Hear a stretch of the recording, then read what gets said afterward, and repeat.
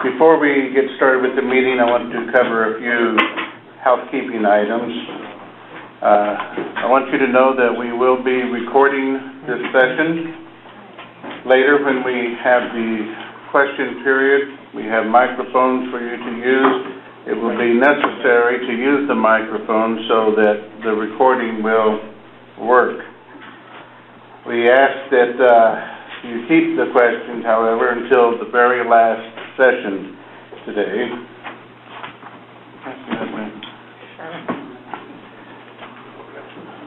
And somebody advanced it for me already. I didn't realize. I just wanted to point out the question and answer period at the bottom of the slide there. We also will have staff members, Laura Leonelli in the front here, Ed Soto in the back. They have cards, 4x6 cards, that will help you to jot down questions. If you didn't pick those up on your way in, you can just motion to them, talk to them, they'll get you some cards. We ask that each speaker be limited to 2 minutes, and that when you come forward that you identify yourself, who you are, where you're from.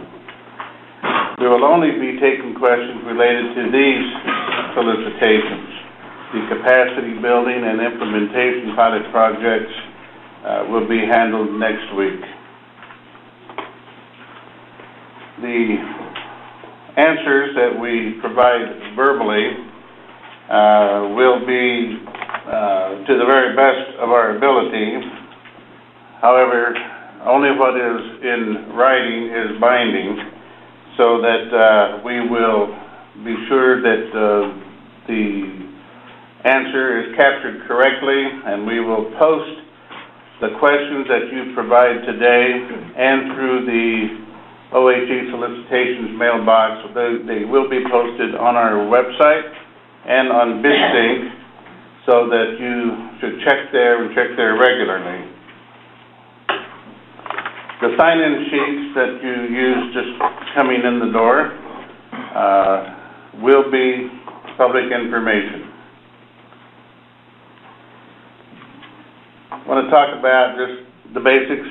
The restrooms you may have already found. There's right outside to the left here, just kind of a U-turn, and there's restrooms there. We ask that you, of course, turn off the ringers for your cell phones. Only bottled water is available here. There is a cafe across the way, directly across the atrium. However, only bottled water is allowed in this room. If you go out on a break to the terrace out here, be aware the doors will lock behind you, and it's carded access.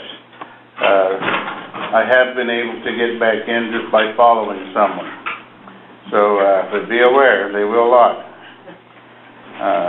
We ask that as the presenters are talking about the various aspects of the solicitation, again, just write your questions down and wait till the last period of the day. We ask also that as people are asking and answering questions, that we do so respecting each other and do so in a manner that's professional. If you're participating by WebEx and you wish to submit a question or comment, please do so through the WebEx Q&A function. We do have staff that's monitoring and will provide time to address these questions during our Q&A session. You also have contact information there at the bottom of that slide for the technical staff if you're having some difficulty with the connections and webinar abilities.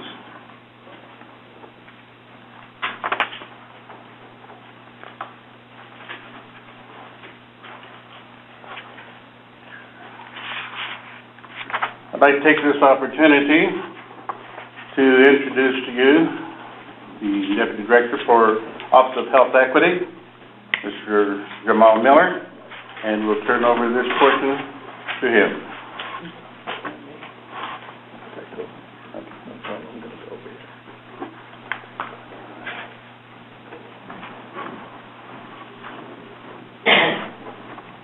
Good morning, everyone. Good afternoon, everyone.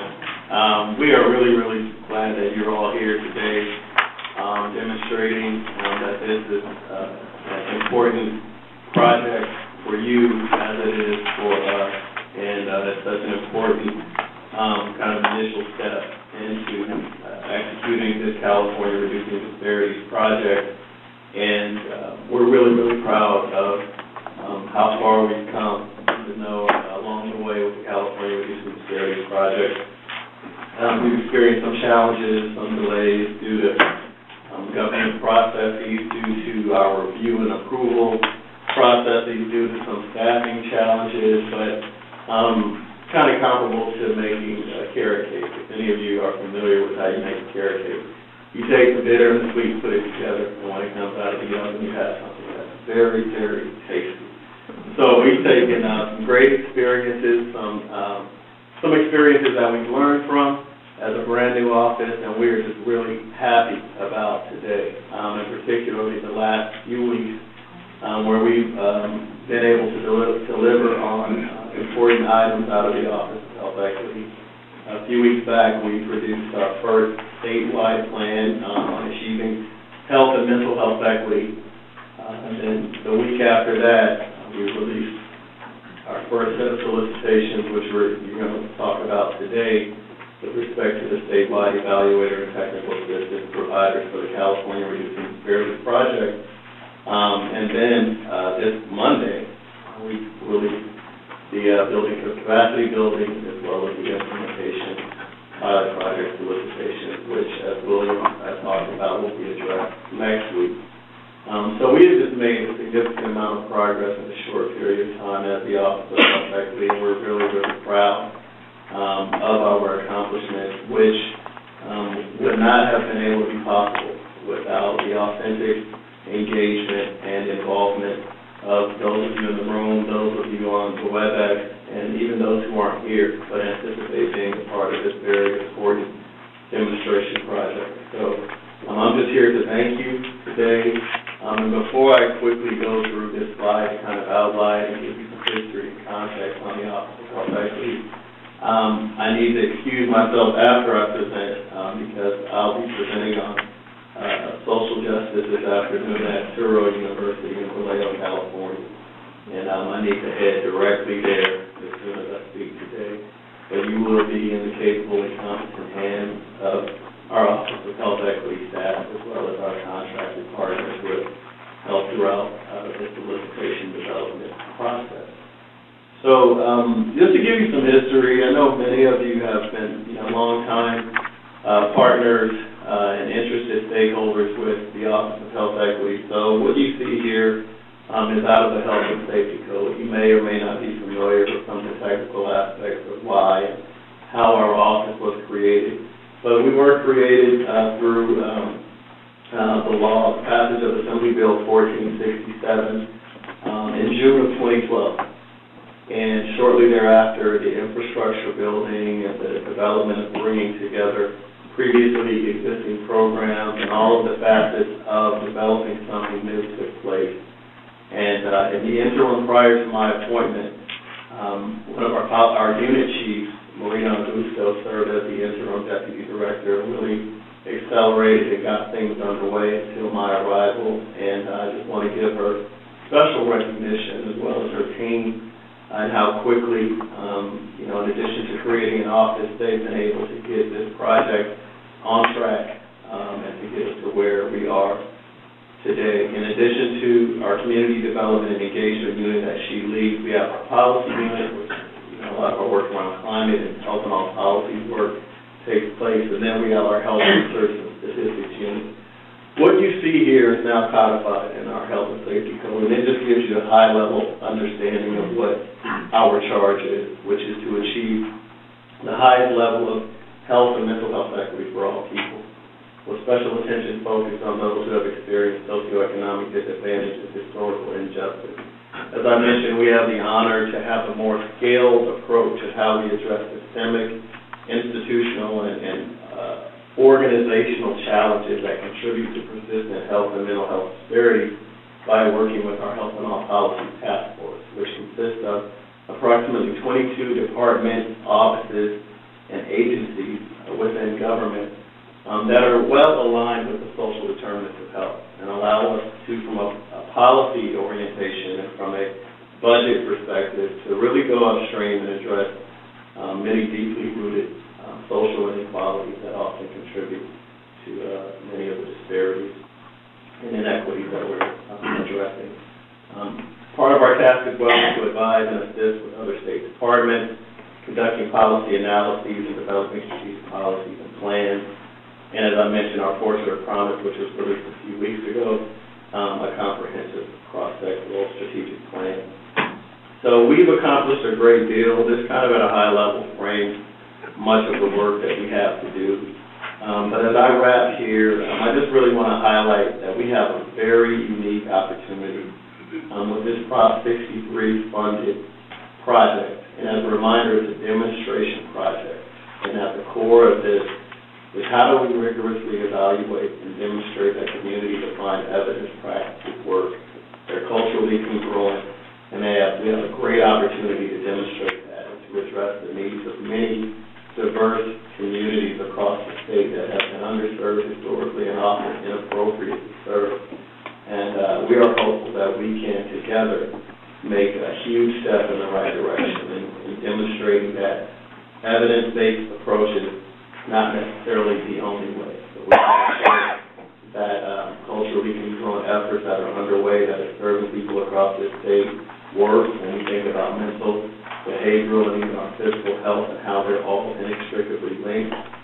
And this demonstration project, I think, is going to set us up to do great things in the future that I think would make this far more sustainable in the next 4 to 5 years. So I thank you once again for just coming out today. Hopefully you'll learn something new today, and you'll use the opportunity when we have Q&A to get some additional information. I'm very proud of this monumental milestone moment. We continue to ask for your support of the Office of Health Equity, and thank you.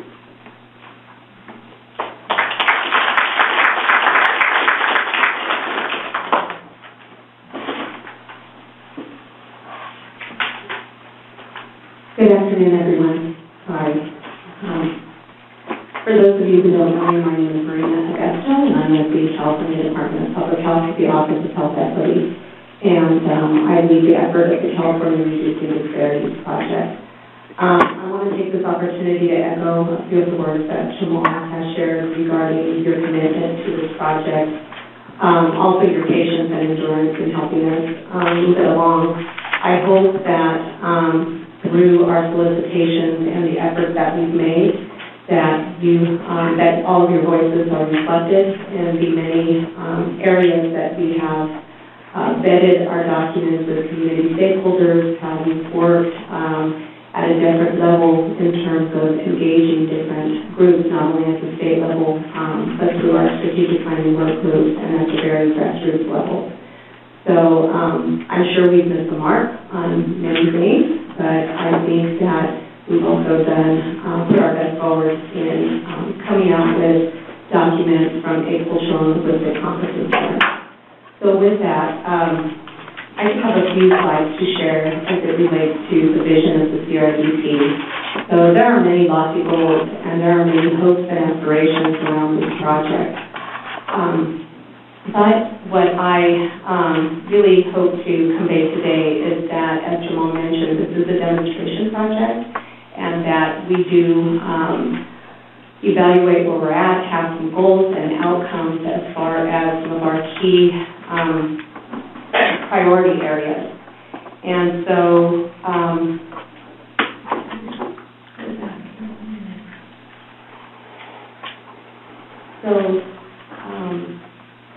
we expect to be a vision in California in which all individuals, regardless of race, ethnicity, sexual orientation, or gender identity, receive quality mental health prevention and treatment services delivered in a culturally and linguistically competent manner. We do expect to make progress towards the vision in the short term and long term. We plan to hopefully grow community-defined evidence programs and highlight these. We also want to validate the programs being funded by other entities such as county mental health agencies and private organizations. And finally, we hope to bring the voices of targeted communities to tables or create new tables where their voices and concerns can be heard. This slide, for those of you who have been with us for a while, this slide is a slide that we've used from the beginning of time, and that's about 5 years ago. And these two documents are seminal documents in the sense that they really brought national attention and national spotlight on the need to reduce mental health disparities. But it also had another angle, and that was to really speak to a systems to change approach.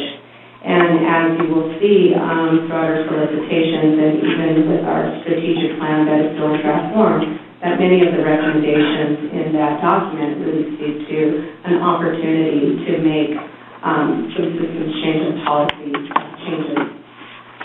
Not too long ago, one of the highlights of my career was being on the phone with Jamal and our former director, Dr. Ron Chapman, where we were on the call with the former Surgeon General, David Thatcher, and his team through the Thatcher Institute. And we had the opportunity to introduce the CRDP.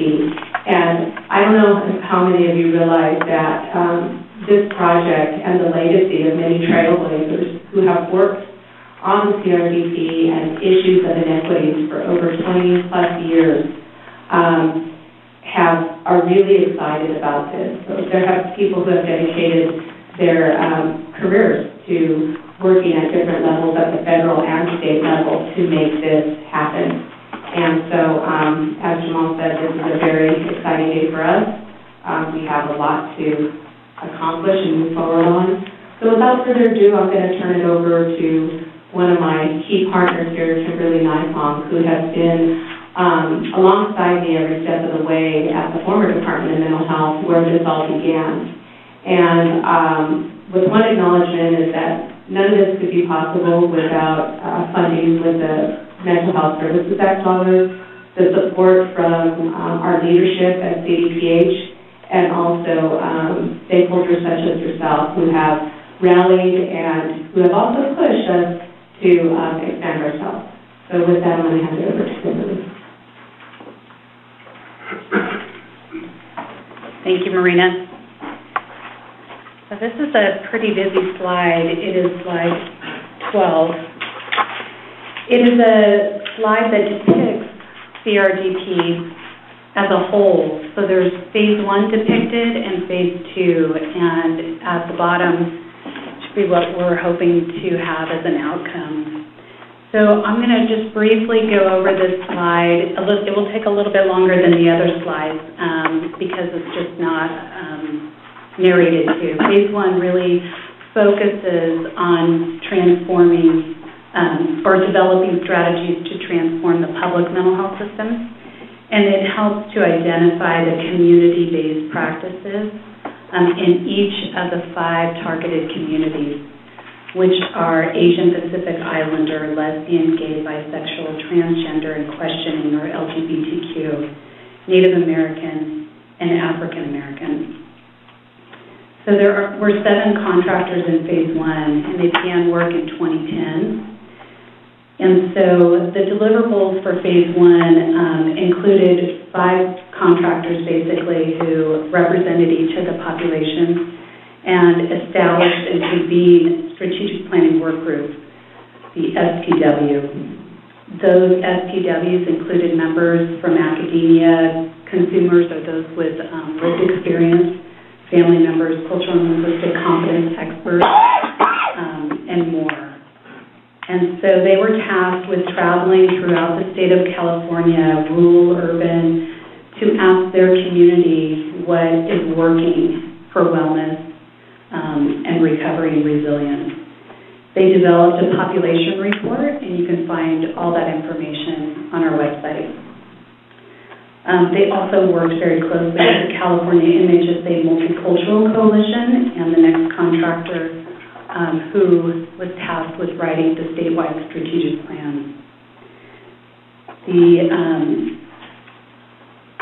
The coalition is called the California MHSA Mental Health Services Act Multicultural Coalition, and they have a coalition of about 30 members who represent the 5 targeted communities plus beyond.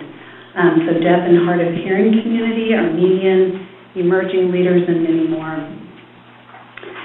So phase 2 is depicted in the middle here, basically focusing on funding and evaluating the promising practices that were identified in phase 1.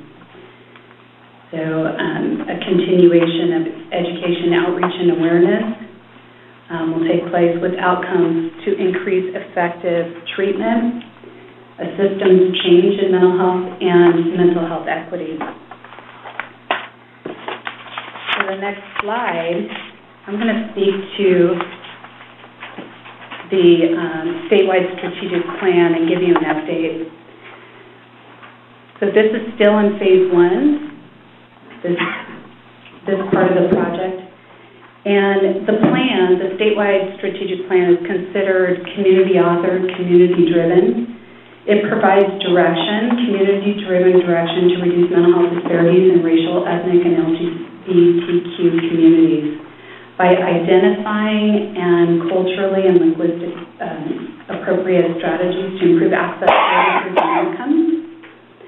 And it provides recommendations to the state for how to implement in phase 2. So it is considered the blueprint. It has 4 overarching themes: address and incorporate cultural and linguistic competence at all levels.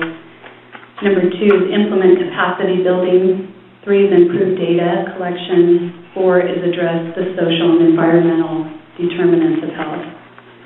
There are 5 goals: to increase access, improve the quality of mental health services, build on the community's strengths to increase the capacity of and empower unserved, underserved, and inappropriately served, develop, fund, and demonstrate the effectiveness of the strategies identified, and develop and institutionalize local and statewide infrastructure support to reduce mental health disparities. The next slide is an update on where this plan is at in terms of dissemination. The draft CRDP strategic plan was extensively vetted.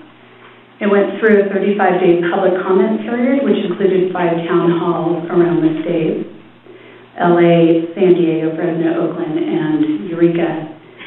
It was vetted with CRDP partners, those contractors who worked in phase 1. And state departments and other entities called to action within the plan. The timeline for publication and dissemination: at this time, a mock-up of the strategic plan will be submitted this week, likely, to include a graphic design. So at this point, stakeholders have just seen the narrative. The final document will be submitted to CDPH leadership and the California Health and Human Services agencies for review and approval. So once it's approved, CPEN, which stands for the California Pan-Ethnic Health Network, will post the plan on their website and conduct an e-blast to over 2,600 stakeholders. The Office of Health Equity will then release a press release using ethnic media outlets, and then the Office of Health Equity will post on the website and conduct an email blast as well. And then finally, CPEN will hold a final conference after dissemination, after announcements have been made in winter 2015 or 16 to give time to mobilize communities to be able to attend that final conference. So now I'm going to turn it over to Marina for the next slide.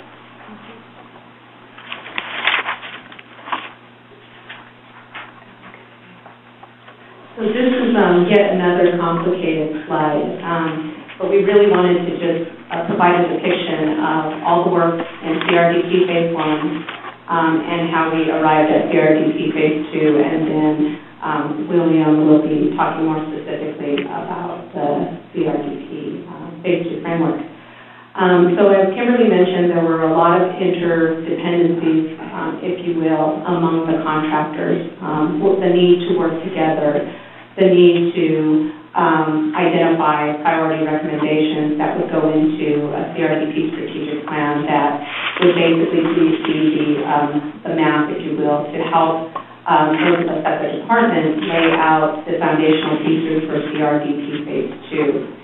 And so, as she reiterated, Phase 1 was really about the creation of the strategic planning work group so that we had the subject matter expertise that we needed to help guide our project leads who had contracts with the state. It was also about the development of population reports that were vetted at the community level and then into the strategic plan. One of the unique features that is distinct from a lot of state reports and state strategic plans, and I've been with the state for close to 19 years, is that the majority of the time it's the state leading the effort around what a report looks like.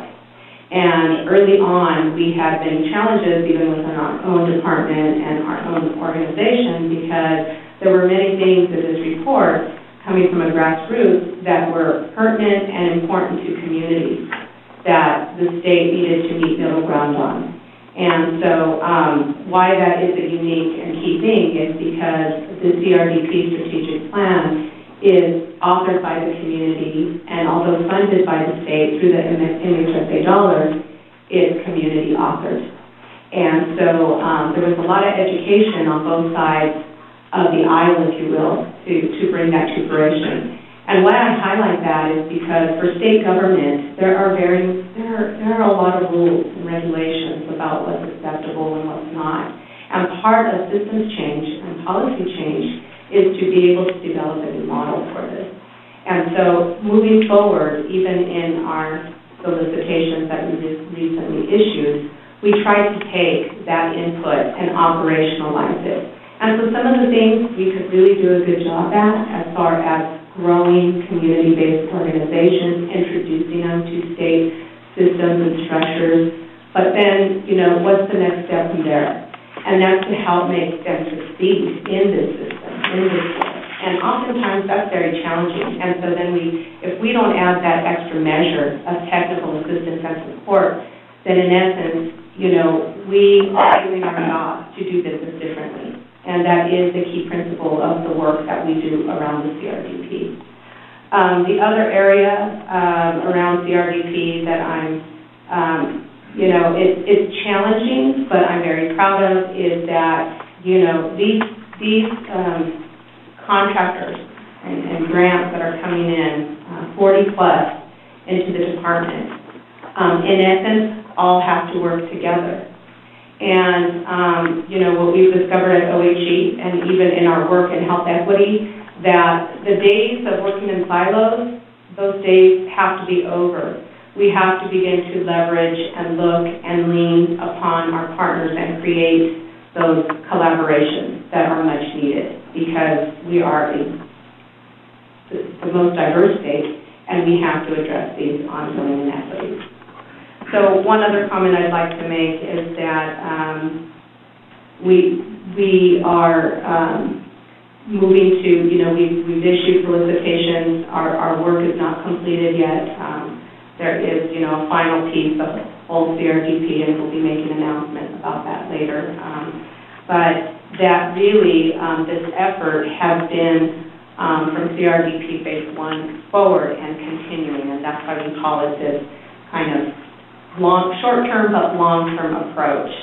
And one thing that I want folks to keep in mind is that, before I move to my next slide, is that demonstration project is the key word, because sustainability and how we structure these solicitations to grow data, to be able to make our case, if you will, is very pertinent. So this slide is a slide that we shared during our community forums, and I think it's important important because we did ask these questions a lot. I think when a new project such as this with 60 million price tag attached to it is that, we want a lot of things, and I addressed some of the lofty goals, but I just want to point out a couple things in terms of what the CRDP Phase 2 is and what it is not, and I've alluded to some of those things already. The demonstration project, it's an opportunity for us to identify and grow data and community participatory evaluation and data around community-defined evidence. It's also, an approach to systems change. What it is not, it's not a comprehensive program. It focuses on 5 populations. And we understand through this project that there are many subpopulations and others that have tremendous need as well. And again, what I just alluded to, that this is not continuous funding. My last slide here is in the solicitations.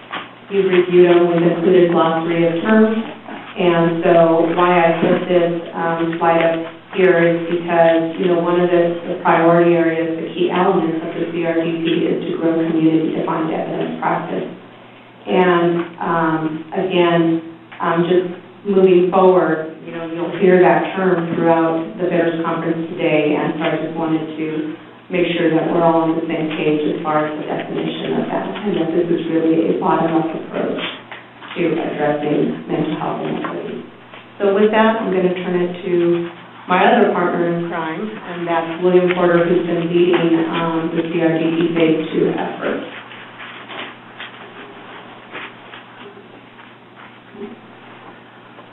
Thank you. The solicitations that were just released are a result of a great deal of work.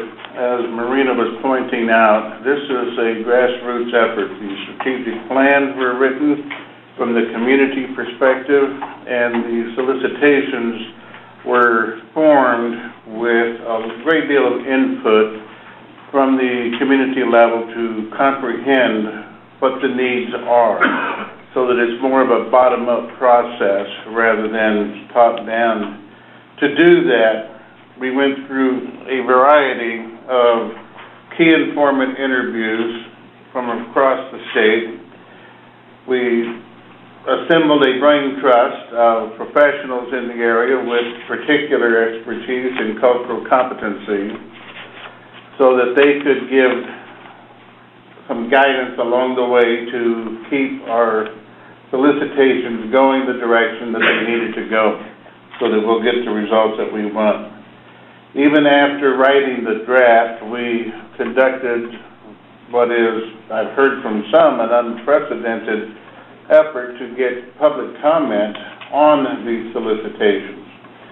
And we listened to many of those comments and made adjustments in order to better reflect the thinking and understanding of what the needs in the community is.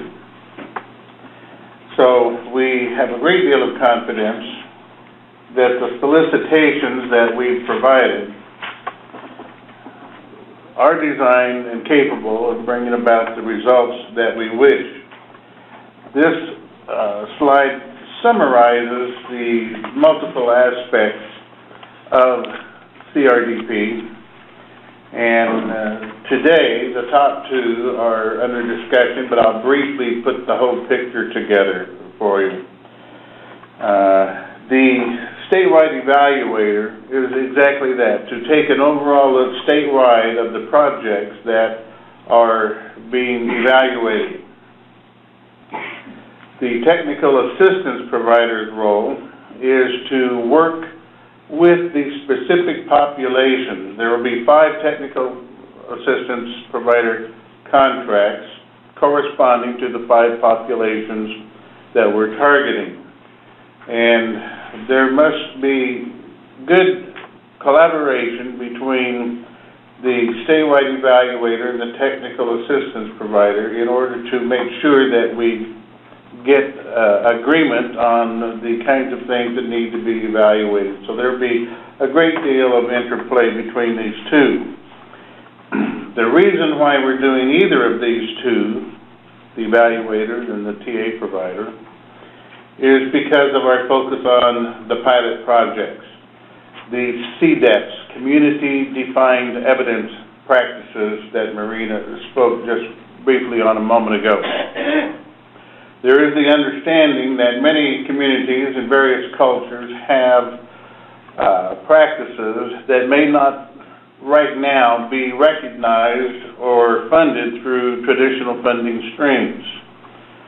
And in order to strengthen the ability of these practices to be recognized and understood as effective, we're providing the opportunity for evaluation work to take place. There will be 35 of those pilot projects, 7 for each of the 5 different populations. Some of those pilot projects we recognize may be so localized in the community that it could be we need to be helpful to help them get to the point that they will be able to do that kind of evaluation. That's what we learn by going out to the community. That there's people out there on the front line doing the work that are not accustomed to doing it in the way the state may be doing things. So we are creating the opportunity for, out of those 7 pilot projects in each community, there will be 3 of them, what we call capacity building, meaning that there's going to be help given to those that are selected to bring them to the implementation phase. That'll be spoken about a little more later. What is the last one mentioned there, the education, outreach, and awareness, is in development even as we speak. I received a document just this morning for the next phase of, we stay busy, for the next phase of developing that contract. But we are also hoping through that means to have ability statewide and on a local level to advance the understanding of system change and the needs and to educate people as to what these practices are. You'll be hearing more about that in the future.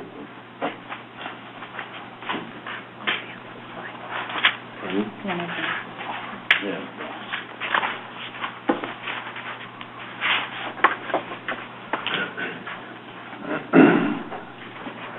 Okay, what you see here is the time frame for awarding the grants.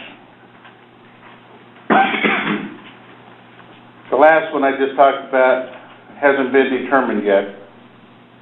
But you can see that those under consideration today, the technical assistance provider and statewide evaluator, they are designed to come out first because they will be gearing up in order to have some foundational material ready as the capacity building and implementation come on board.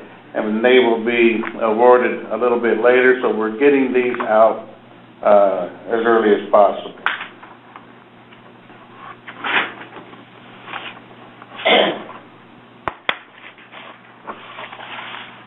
The first contracts will be out towards the end of December. Some may call that a Christmas gift. It reminds me of the time that we awarded a contract, this was in the state of Washington, and the leader said, well, right now they're out there saying, yippee, we won. Oh, shoot, we won. So that will be your Christmas.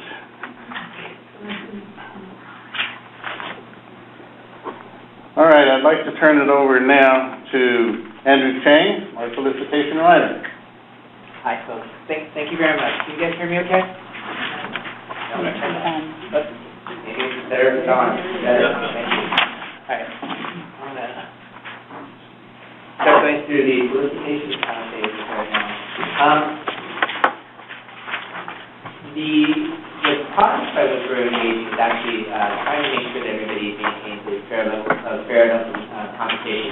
consequently, people who are qualified to actually bid into the process. In as much, although we are employing, we have some leeway in regards to the way we set up the solicitation, because we are a public entity, we are trying to maintain a structure that's very transparent, so that way people can actually see the fact that everybody gets their shake credit. So, there are a number of things in this which are different from the way people would be bidding in private sector organizations or in nonprofit roles, etc. This is still very much a government system.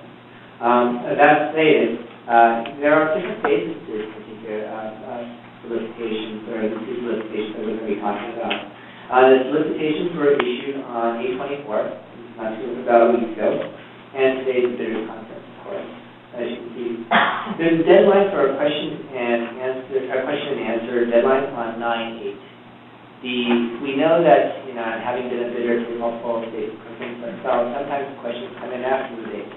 So consequently, if you provide us with the questions before 9/8, we can guarantee you that we will provide a response to this particular question. We will try to provide answers to questions that come in afterwards. We cannot always guarantee it because of the fact that we don't know when we're going to get the question, nor do we know, what it will take to get the questions resolved on time. But as I stated, if you submit a question in before 9/8, we will guarantee you we will provide you with a response. Anything that comes in afterwards, we'll try, but we can't guarantee. On 9/21, we are entertaining the deadline for the change request. So what we've done is we've established, in my opinion, fairly demanding solicitation for a technical provider as well as the statewide evaluator. And we think we've done a pretty good job and been pretty faithful to the statewide strategic plan for CRDP, as well as what we've heard to do from different communities to solicit and implement or integrate what we think the needs of the programs are. However, there are circumstances, there may be particular requirements that we're setting in that can be better for everyone involved if they are changed, modified slightly, etc. So what we are doing is we've integrated a change request process by which people can actually petition us to make changes to the solicitation.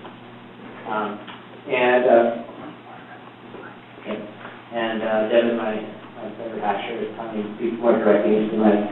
So consequently, what if you submit a change request by 9/21, then we will entertain that particular request. We are asking people to submit letters of intent by 9/21 also, letters of intent to bid on this. It's going to help us on a couple of issues. They are non-mandatory, however, it will help us plan for the scoring and the evaluation phase, so we do that so you guys know the intent. The responses are going to be due on 10/16, and it's going to be due at 3 p.m., no exceptions. So if it comes in at 3:01, it's late. We won't be looking at it. And so consequently, it's very, very important for you guys to meet that particular deadline.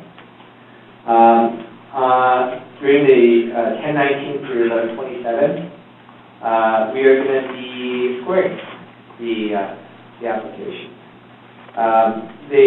There will be an interview for the statewide evaluation process. And between 11:30 and 12:11, we are going to be finalizing the contract negotiation and establishing a contract with the vendor. And we will be making an award on the 12/18, which is once again the week before Christmas.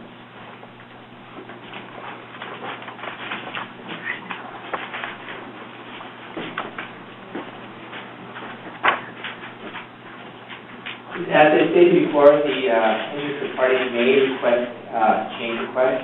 The solicitation requirements are fairly rigorous and very established. However, we do want to have the best providers possible. So consequently, if you can make a case that it is a state's best interest to make particular changes to enhance competition and get more qualified vendors, and we're definitely up for looking into that particular issue. The change requests have to be emailed the OE solicitations at cdph.ca.gov and received by September 21, 2015 by end of business day. And the change requests are going to be evaluated on a case-by-case basis, and it's going to be the best interest of the state. So consequently, I know everybody else wants to know what the exact rule of thumb is, but it's basically what we think are best for the state. And we will provide responses within 1 week, but proposers should continue to prepare to submit responses as if they are set in stone without changes until we make any changes. The responses that we will make will be in the form of an amendment if we decide to make any changes at all.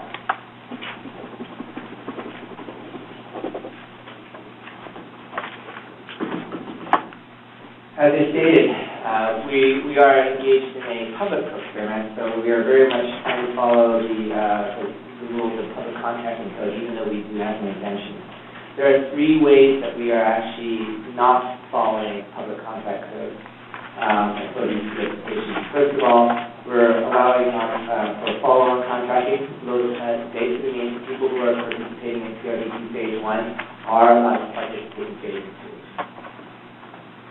The second part of it is negotiation. We want the ability and the little flexibility we can do to fine-tune some of the agreements that we do make with the vendors, but we are going to be engaging in a negotiation process too.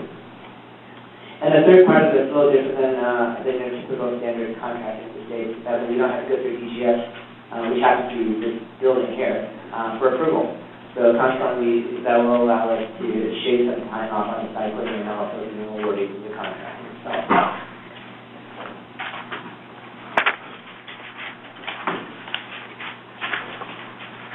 We are in open procurement now. The procurements are on the street. So consequently, we do actually, in order to maintain a fair level playing field where everybody gets the same information, so all vendors can equally participate, we are actually very secure rules of communication. As much as the work that OE does continues to be done. Requires an integration with some of the programs that are currently existing. One of the things that is occurring, though, even though they can continue on this particular relationship, is that it cannot talk about specifics of the CRDP procurement. And in addition to that, what we're also doing is we are making sure that the information that we disseminate is uniform and everyone has equal access to it, so we're doing it in writing. So as we discussed in a previous slide, we will be doing that all through amendments as well as responses to questions and answers from our website. If you'd like to be added to the OE email for announcements on our computer programs that they go on, please subscribe at OE@cdph.ca.gov, and we'll make sure that you're coming to the email box.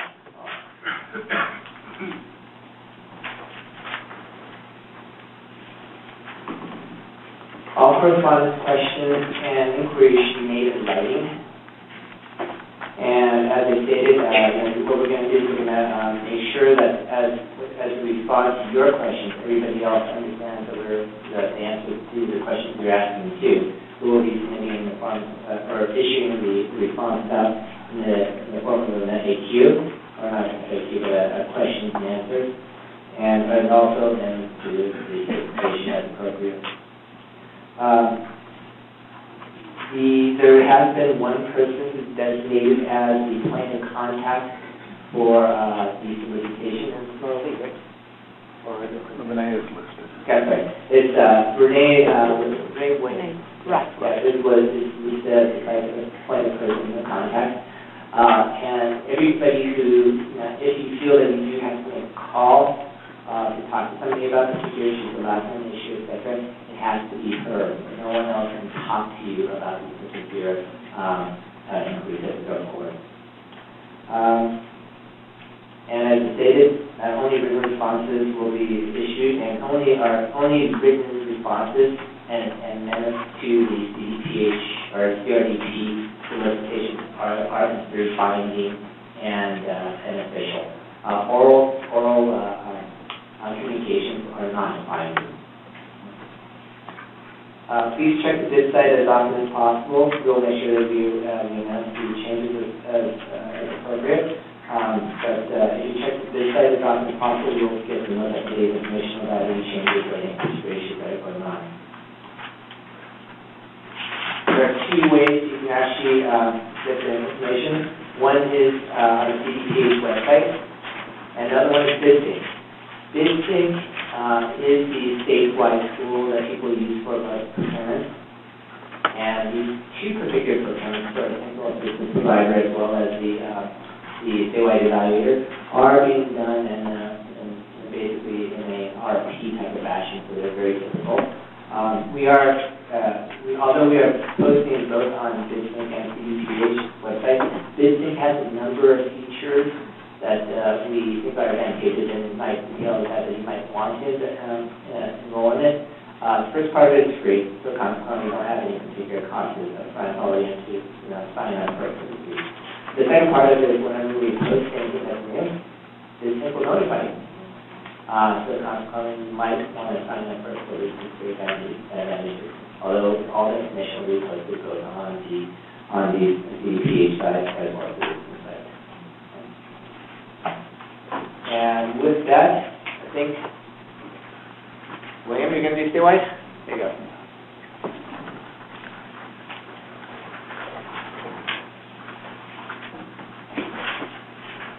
The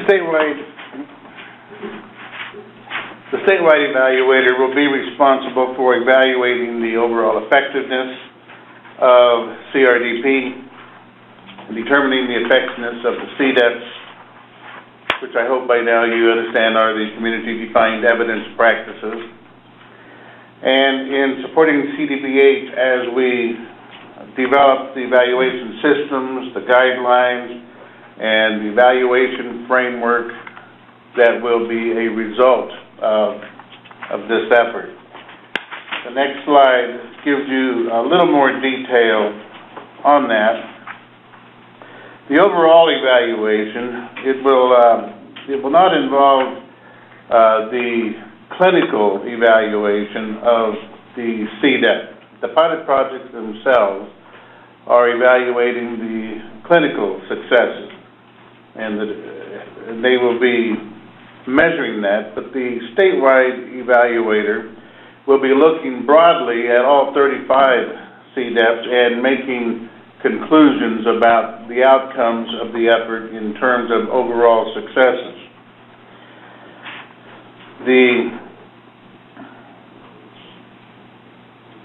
Let's see. The support to CDPH will be a significant portion of the work that is done from day to day, week to week. The evaluator will be developing guidelines to the pilot projects and the TA providers so that the project can have some cohesiveness. Even though individual pilot projects are evaluating their clinical work, the benefit of the CRDP program overall needs to be judged from a higher level. And that's what the statewide evaluator will be doing and providing direct support to CDPH as we go through that process.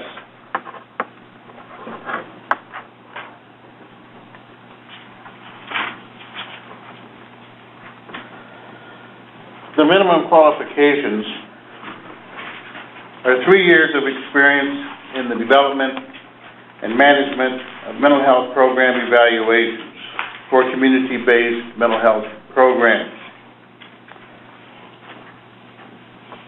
There must be experience operating and managing a project similar in scope with an annual budget of $1 million or greater. And the organization must have an established headquarters or other office in the state of California. Under desired qualifications, we note that the proposer's team must have significant understanding and direct experience working with these 5 populations, which I'll name once for the remainder of my discussion. The African American, Asian Pacific Islander, Latino, Native American, and LGBTQ communities. There must be significant understanding and direct experience in working with these communities in a culturally and linguistically competent manner. The proposer's team needs to demonstrate support from and a trusted relationship with these 5 populations.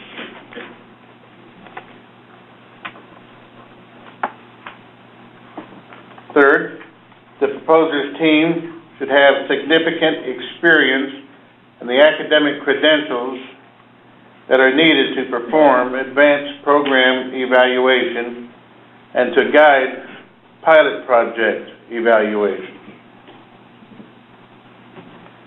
I should probably mention at this point that community-based participatory research, an emerging area of evaluation, is of primary concern since these are community-defined evidence practices.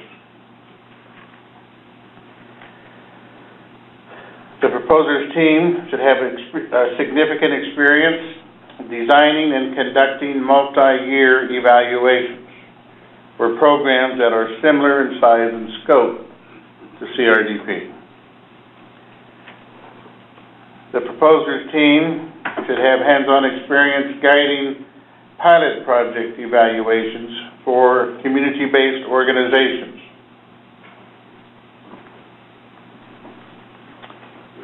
The proposer should have significant experience communicating findings to key stakeholder groups, including providing program and policy briefings to high-level officials, and planning and executing large public stakeholder conferences.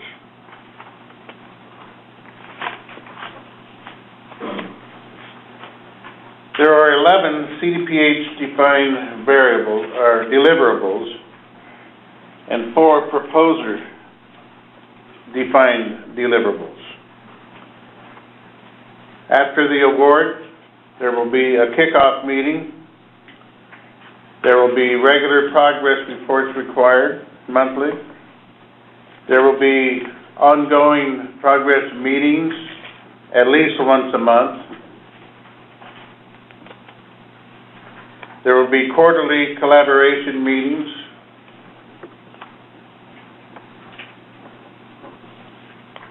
There will be a final evaluation plan after your proposal is accepted. There will be a period of time in which, as we identify pilot projects, the technical assistance providers, and so forth, there will be opportunity to mold your evaluation plan in light of the developing grants and other contracts that are going out, working with those other contractors and grantees. There is a best practices and acceptable standards review, an evaluation database. There are other meetings and briefings that we are asking you to plan for. We cannot know in advance what everyone will be, but we do know they're coming, that there will be very important meetings for key players to get together. Maybe elected officials will need briefings. We don't know what they might be, but we have requirements for your planning to look at in the solicitation. There will be stakeholder briefings and the closeout meetings that will be participated in, and we have unanticipated tasks that's described in your solicitation. You can read that portion under deliverable 11, in which, again, there will likely be situations arise, unrelated, unforeseeable, not plannable, that we will want the evaluator to participate in. We've already talked about other meetings, so it's those we foresee coming up. We just don't know when and where and who. But there may be tasks that arise that are essential for the success of the program, and those will be identified and negotiated as we go along. Please note that in your solicitation. The proposer defined deliverables include the subject matter expert services that you'll be rendering to CDPH, the TA providers, and others. The evaluation guidelines packet for the pilot projects. The final statewide evaluation, in which the summation of our successes and perhaps things we could do better will be analyzed and reported. There will be a final convening in which all participants will be required to come together in order to finalize the program, present results, and so forth. There will be 3 sections in your response to these solicitations: administrative documents, the technical documents, and the cost proposal.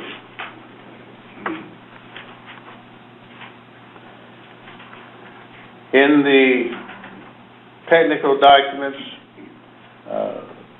just please pay good attention to the work plan, those proposer-defined deliverables that you're going to explain to us how you're going to achieve those outcomes and goals.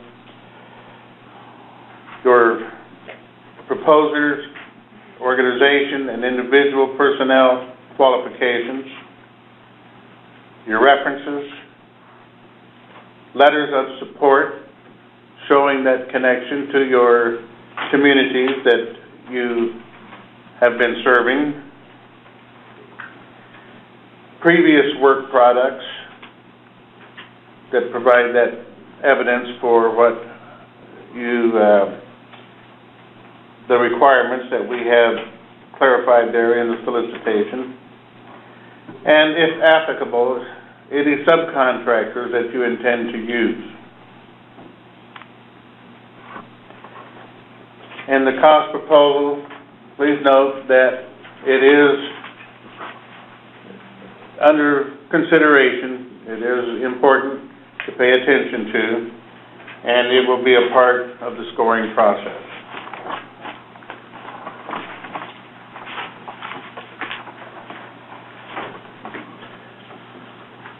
The next few months are laid out on this slide. There's approximately an 8-week response period, followed by a few weeks of CDPH scoring your proposals, and there will be some follow-up. It may be useful to CDPH to conduct interviews, as you note there, and potentially even negotiate fine aspects of the proposal with you. It is hopeful and targeted, seriously targeted, that the award will be done on December 18th. With that, we're ahead of schedule. Now, that's a nice surprise, isn't it? I'm going to, however, stick to the schedule. Some others may have, this is publicly announced agenda, so people may be planning on being here just for that Q&A period. So let's honor that. And so we are on break until 2:20. Thank you. 2:20. Oh, 2:30. Yeah. 2:30. So folks on the Turn on your WebEx right now, microphone. we're going to take a break. Turn on your microphone. Yeah, folks on the WebEx, we're going to be taking a break until 2:30, and we're going to be, please join us at that particular time.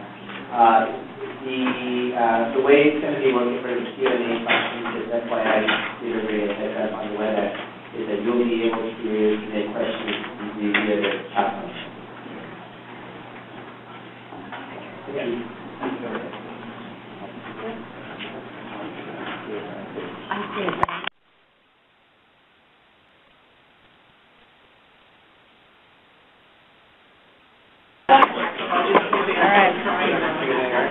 Welcome back, everyone. Welcome back. My name is Kimberly Nybong, and I'm going to present on the technical assistance providers. Thank you for prompting me on the slide. Let me advance the slide. We just came back from break. Now we're going to talk about the technical assistance providers, and I'll use the acronym TA provider, and I may flip and say TAP, TAP, TAP. I don't want to do that, but if I do, you know who I'm talking about. So the population-specific technical assistance provider has a few responsibilities.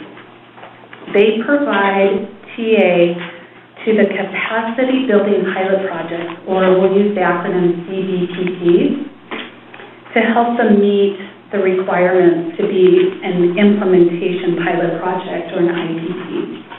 The Marina spoke about setting them up for success, and this is one strategy we're using, that the TA provider will work closely to help the capacity building pilot projects to advance to the next stage, which would be called IPP.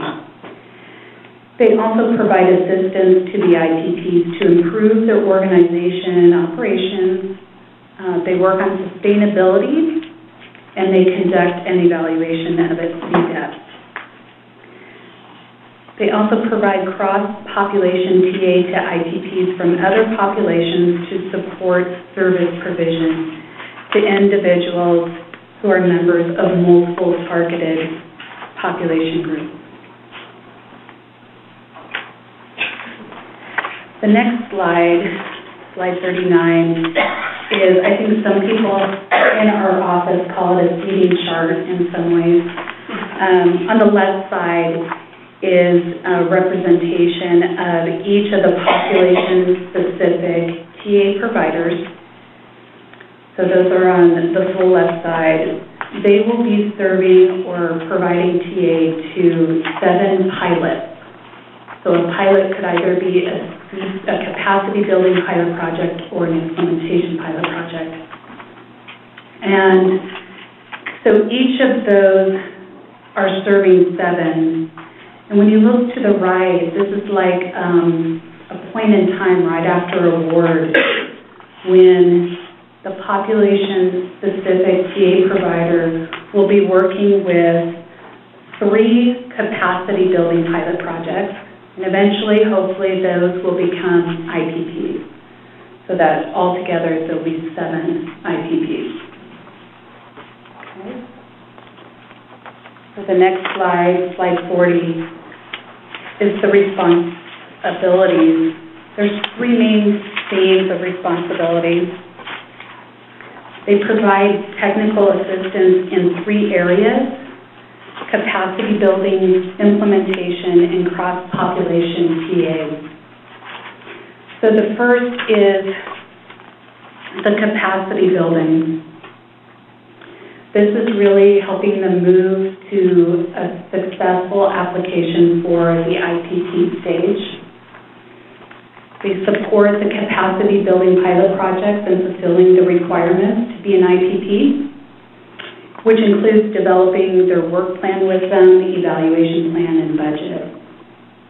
And they provide necessary TA to build capacity to fulfill the IPP requirements. The second area of responsibility for the TA provider is relevant to implementation, training, or technical assistance, supporting the ITPs in evaluating its CDEP and helping to make it sustainable. They provide technical assistance to strengthen the organizational structure and service provision of the ITPs. They also provide technical assistance to support the evaluation of each ITP. And they help develop population-specific evaluation guidelines. The third area of technical assistance responsibility is the cross-population technical assistance. They provide technical assistance to the ITPs from other populations. So providing the TA to other ITPs who also serve members of the technical assistance providers' targeted population. And they develop an assessment of cross-population technical assistance needs for TA providers' ITPs.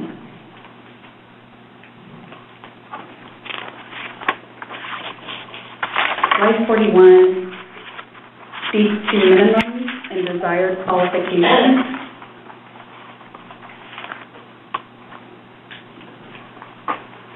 The minimum qualifications include 2 years providing comparable technical assistance support to community-based organizations or CBOs serving the targeted population in California. Experience includes both paid and unpaid examples. Number 2 is experience operating and managing a project with an annual budget of $200,000 or greater. Number 3 of the minimum qualifications is that the organization has an established headquarters in California. Desired qualifications: 1, the proposer has significant understanding and direct experience working with California's targeted population and subpopulations in a culturally and linguistically competent manner. 2, the proposer has extended experience providing comparable TA support to CBOs serving the targeted population in California. And 3, the proposer has significant experience delivering the following TA services to CBOs. TA providers are expected to provide administrative, programmatic, evaluation assistance, and providers should be able to substantiate experience providing all the aspects. And so there's more detail within that particular solicitation that you'll be interested in. 4 is the proposer has significant experience acting as a facilitator between CBOs that serve the targeted population and government entities including. So the solicitation really follows with more details. And then the last on that slide, number 5, proposer has significant experience working with mental health service providers.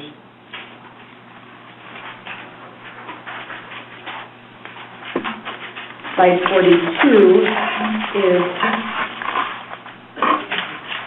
the technical assistance provider contractor is responsible for 7 CDPH-defined deliverables and 9 proposer-defined deliverables.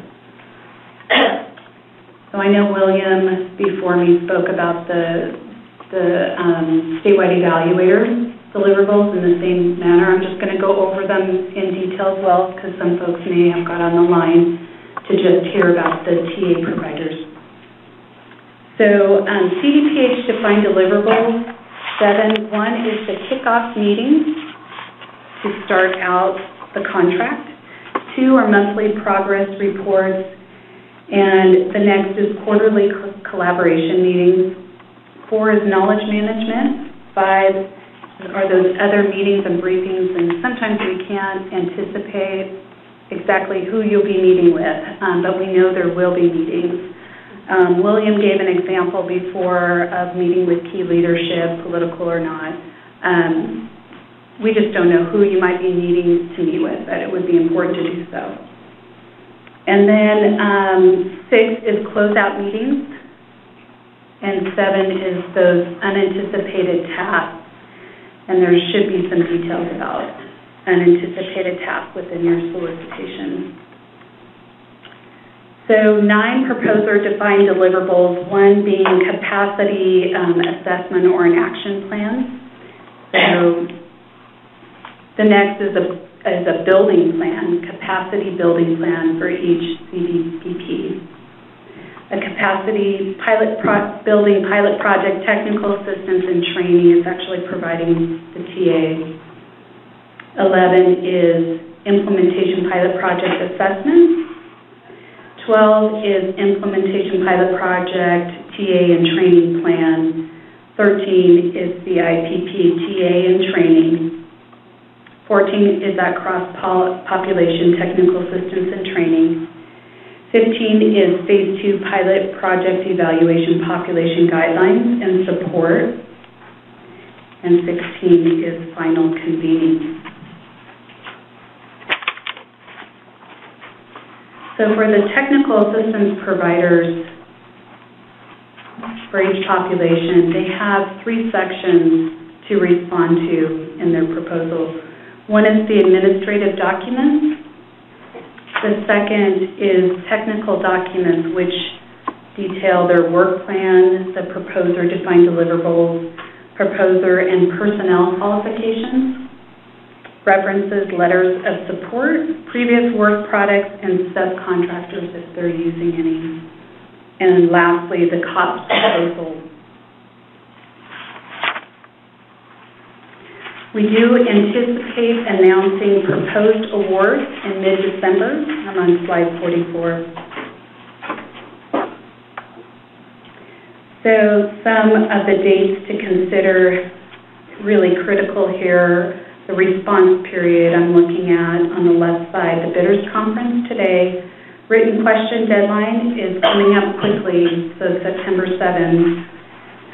FAQ, frequently asked questions, will be posted on the 14th of this month. Change request deadlines are to be filed with us by the 21st. And an optional letter of intent deadline is on the same day, the 21st. And your submission will be by the posted time on October 16th. So after that, CDPH will conduct scoring of the proposals and do some final follow-up, which could be optional negotiations to fine-tune the contract, and then announce the proposed award December 18th.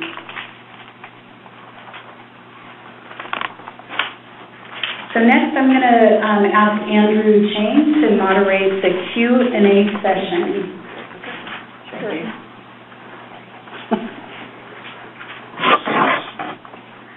Thank you very much, Lloyd. We're going to get to the Q&A section now. Now, the preliminary response maybe provided some questions verbally. However, during this particular conference, and what we're really trying to do is something a little bit different than a lot of the other procurements that you might have seen in the state government. So we're really trying to give you as much information in a way that's useful to you, as well as hopefully providing ultimately better product for us for this particular procurement. As a result, the way, we're going to once again entertain questions from you, and we're going to answer them on the fly. That stated, the questions the answers that we provide to you will become official when we make changes to either the solicitations that they go out, or when they're officially written and responded to the questions and answers that we're going to be providing to you as follow-up from this particular question. As I stated, what we're really trying to do is provide good answers for you guys, provide enough attention for you guys to understand that some of the questions that you guys are going to be asking us are sometimes things that we haven't thought about before, so we may not necessarily be able to provide you the full answers today, but we will definitely give you the more official answer as we go forward. All questions, should be submitted verbally, and we do have note cards here if you guys want to write them down to you. Sometimes you find that that's sometimes important. In addition to that, we're also going to be accepting questions right now via the WebEx chat function or email. Once again, as I said, we're going to be going back and forth on that. Each speaker person who's going to be asking a question, at least on the floor, will be allotted 2 minutes to ask their particular questions, and we do have a timekeeper here for a little guy. And once again, we are only answering questions in regards to the statewide evaluator and the technical assistance provider questions today. I'm sure that maybe you might have questions in regards to the pilot project. We're going to be waiting for those, reserving those questions until next week when maybe the pilot project bidders conference. So with that, there's a number of questions that were actually asked us prior to the bidder session. So we're going to start out with those, and then after that we're going to go to the floor for the particular questions that you guys might have for audience as well as the webinar. So the first question we have is the proposed procurement of contracts to fund one contractor to serve as a technical assistance provider for pilot projects serving the Native American population? What do you guys want to answer that? I can answer that. This is Kimberly. So one contract will be awarded to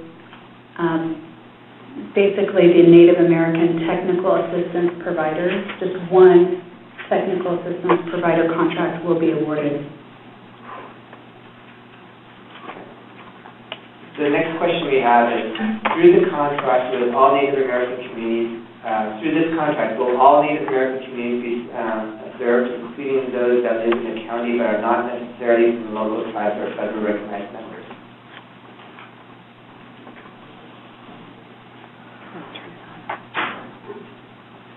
It was not clear that this question pertained directly to one of the solicitations today or to pilot projects, but we're going to assume it was technical assistance provider and answer in that framework.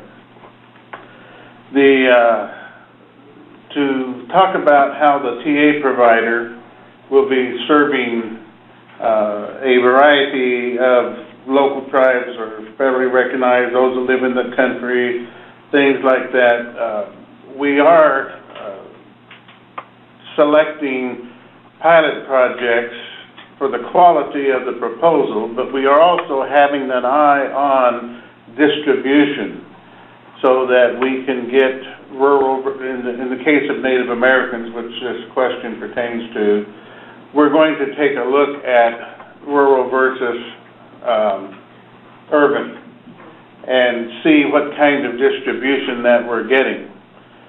So to answer the question, the TA provider will be serving whatever distribution that ends up getting the pilot project awards. And we are hoping for broad representation. Yeah, and to add a little clarity to what Dave is also saying, is the fact that the TA providers, although they are TA providers for the Native American communities, they really are going to be providing the support for these 7 pilot projects that are eventually selected. They're not expected to serve all Native American CPOs. They are specifically tasked to build up the capacity and the functionality of the 7 pilot projects that will eventually be selected.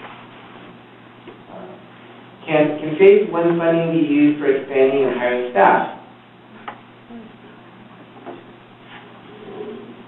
So it is up to each proposer to develop their budget and submit it.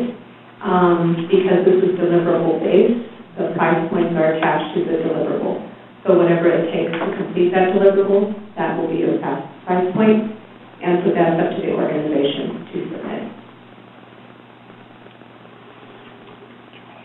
The next question we got is, once again, regarding to the tribal and Native American community. Will the TA provider assist the local tribal and Native American health agencies with pilot project proposal development? I can answer that. This is Kimberly. The technical assistance provider will not be helping organizations to complete their proposals and apply for funding. However, the capacity building pilot project, once awarded, the TA provider will assist them in moving their pilot project from capacity-based to implementation pilot project. So they help with their ability to successfully move and transition from the capacity building pilot phase to the implementation pilot. And once again, just to augment what Kimberly was saying, and obviously we're starting to talk a little bit about pilot projects, because this is just provide some context, is that, we've got two different types of pilot projects that we're going to be funding through this CRDP.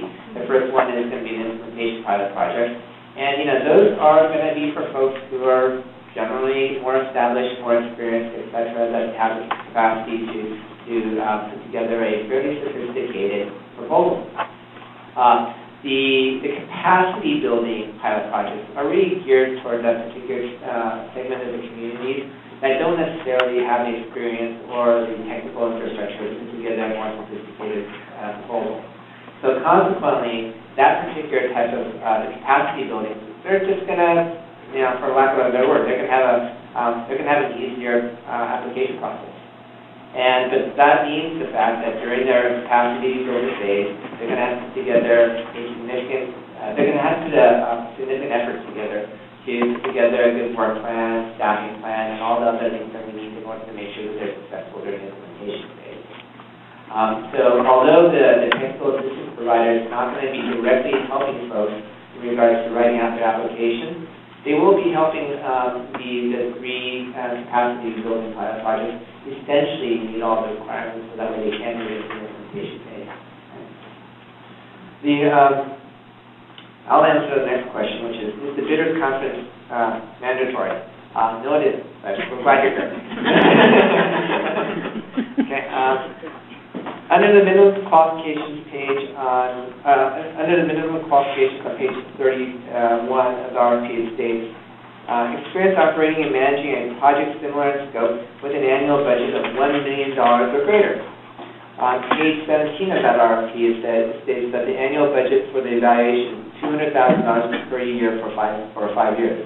Is it necessary for an organization to demonstrate the capacity to manage an annual budget of $1 million, even though this evaluation will only be $200,000 per year, or is demonstrating the capacity experience to manage a $200,000 per year multi-year statewide evaluation acceptable? If not, is managing multiple evaluation projects that exceed $1 million in budget year acceptable? William, you want to talk about that? Sure.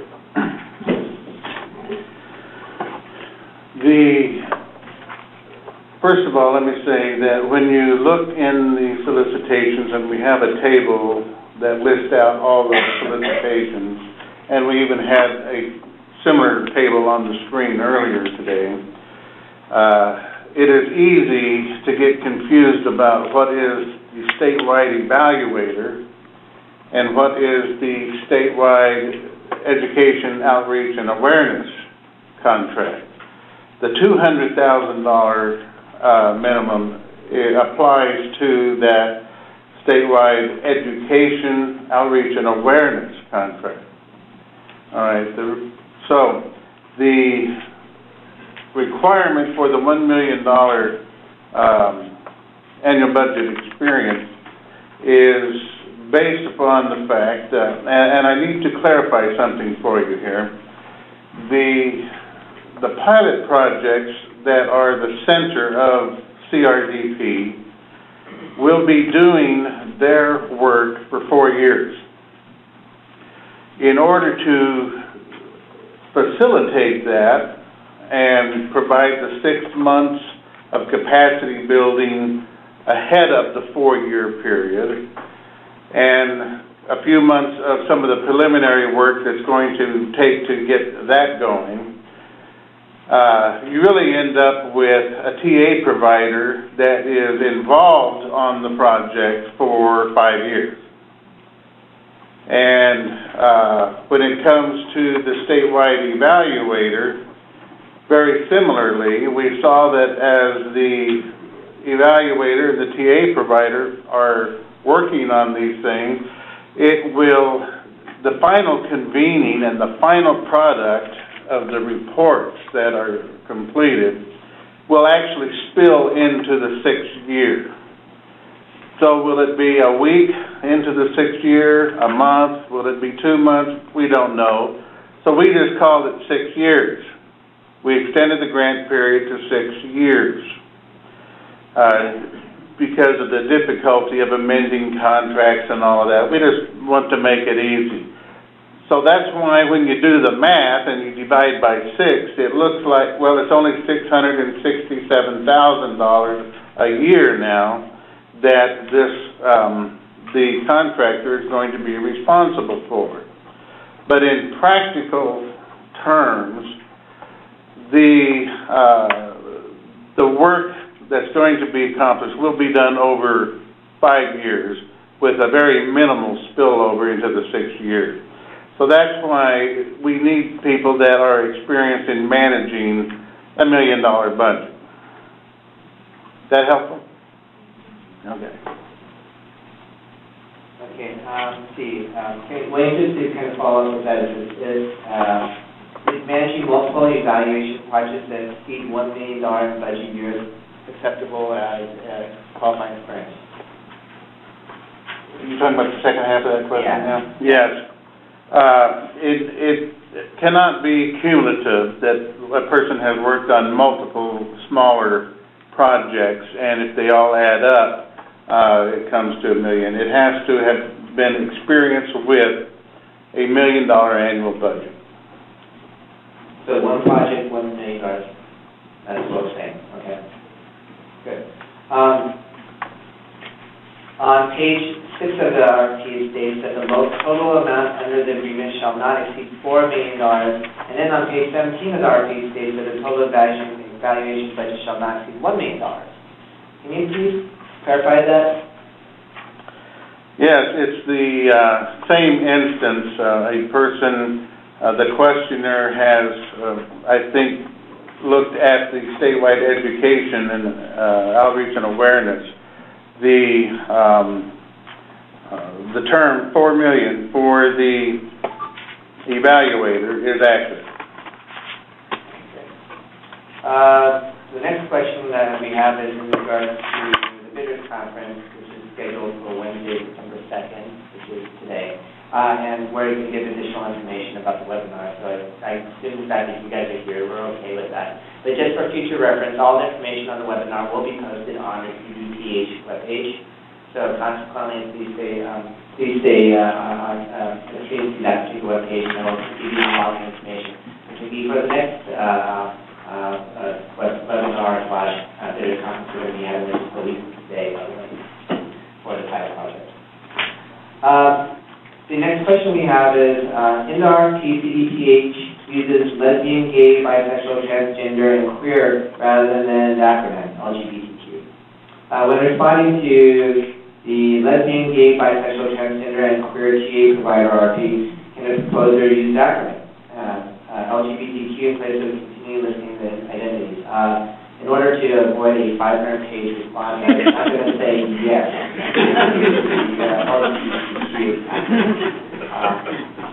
The next question is, Section 2B, deliverables, page 21. The RFP states each deliverable shall be reimbursed on a cost basis.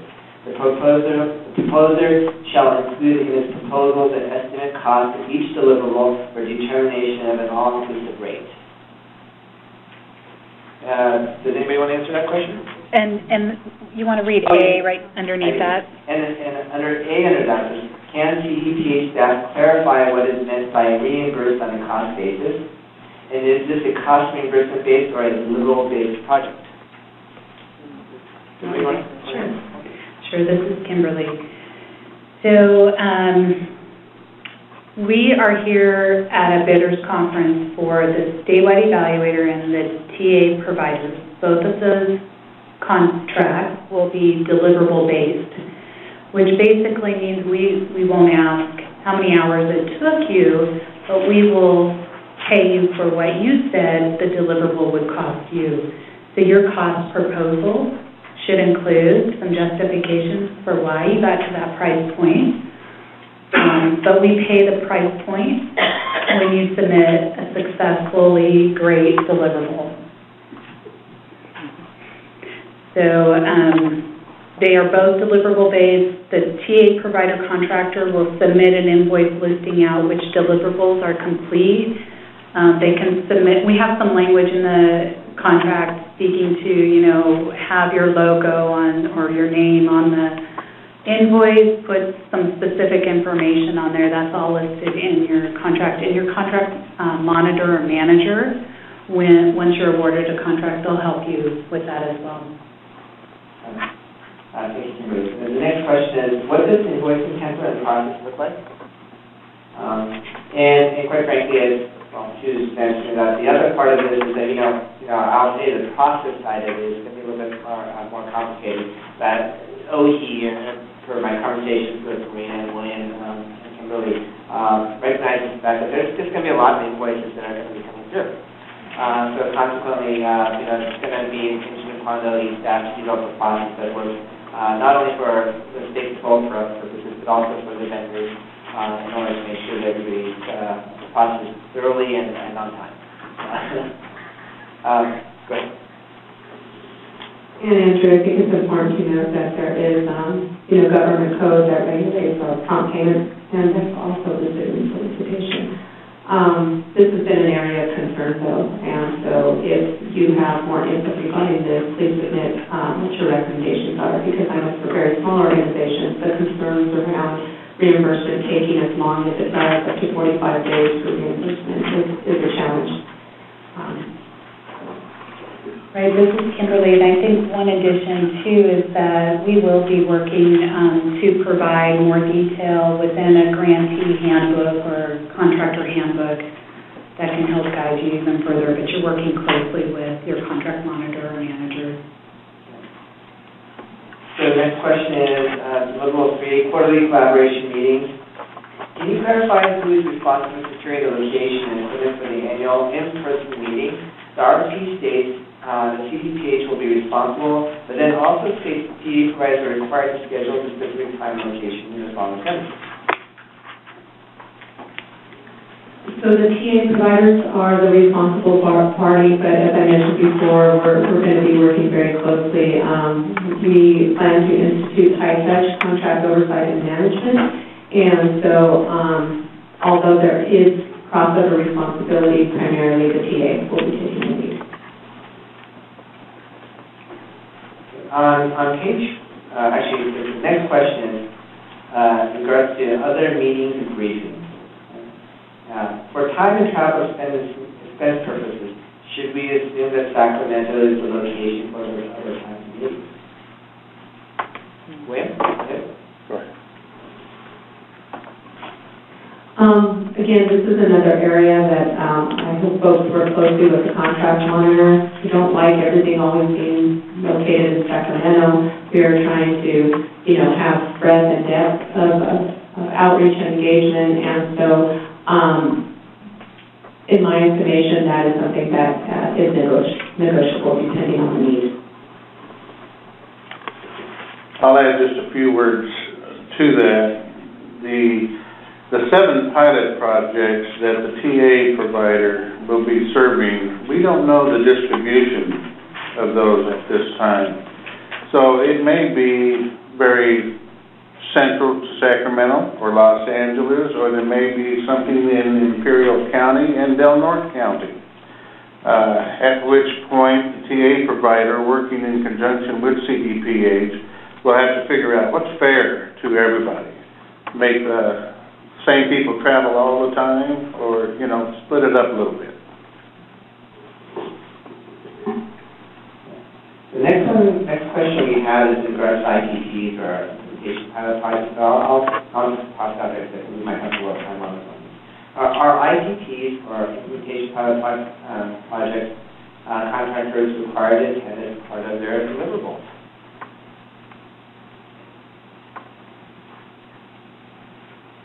Question number 5. Final convening.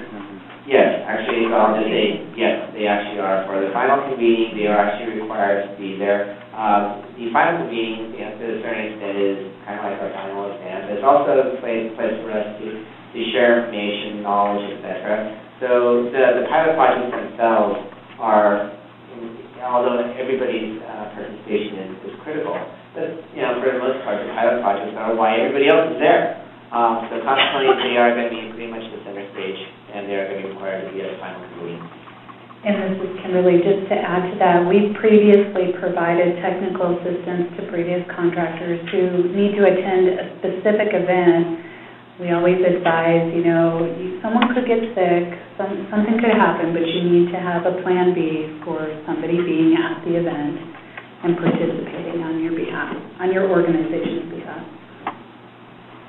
On Section 3B, desired qualifications, can the proposer utilize subcontractors' experience for specific items in order to meet the desired qualifications for those items, including the subcontract experience in the data collection, obtaining IRB approvals in order to meet the desired qualifications?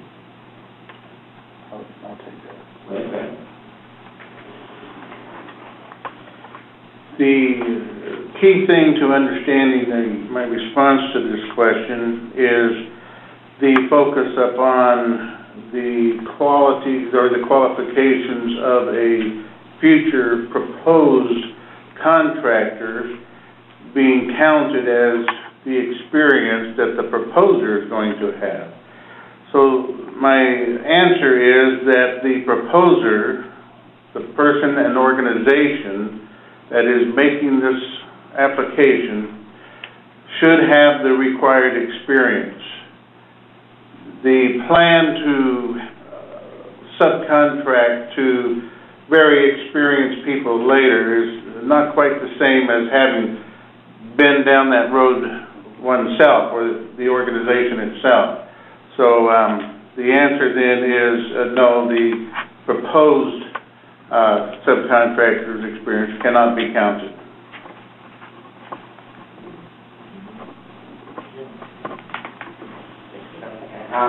And once again, we will be providing extra information on this as we go through.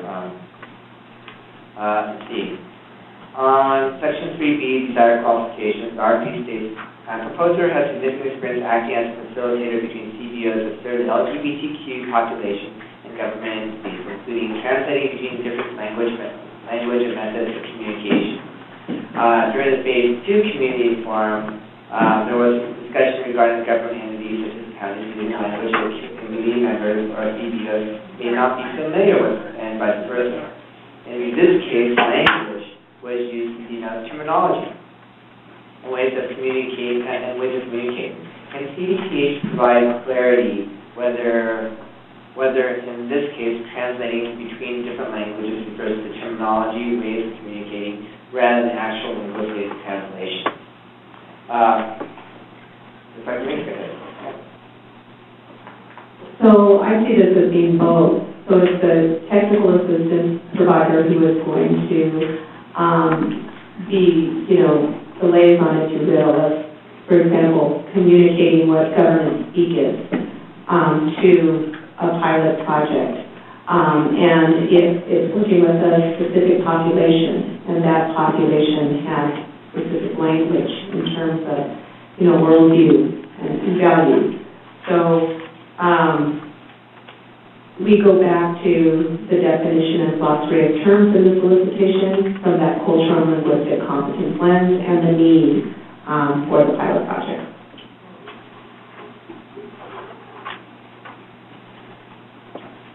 The next question is, the RFP states, no points will be achieved for a reference that is determined not to be similar in scope or complexity to the statement of work. Does no point for a reference equal a fail or just 0 points awarded?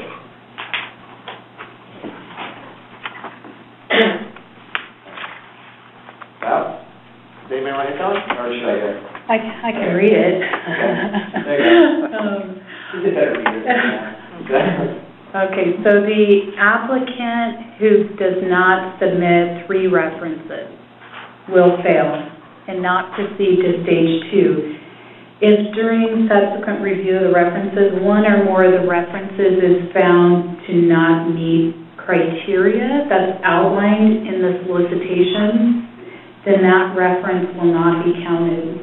Yeah, and maybe I can provide a little clarity to this. So, quite frankly, letting you behind the green curtain a little bit, this is kind of the way we do things, which is the fact that we, initially, when we get all the packets together or all the proposals in, we do an initial scrub.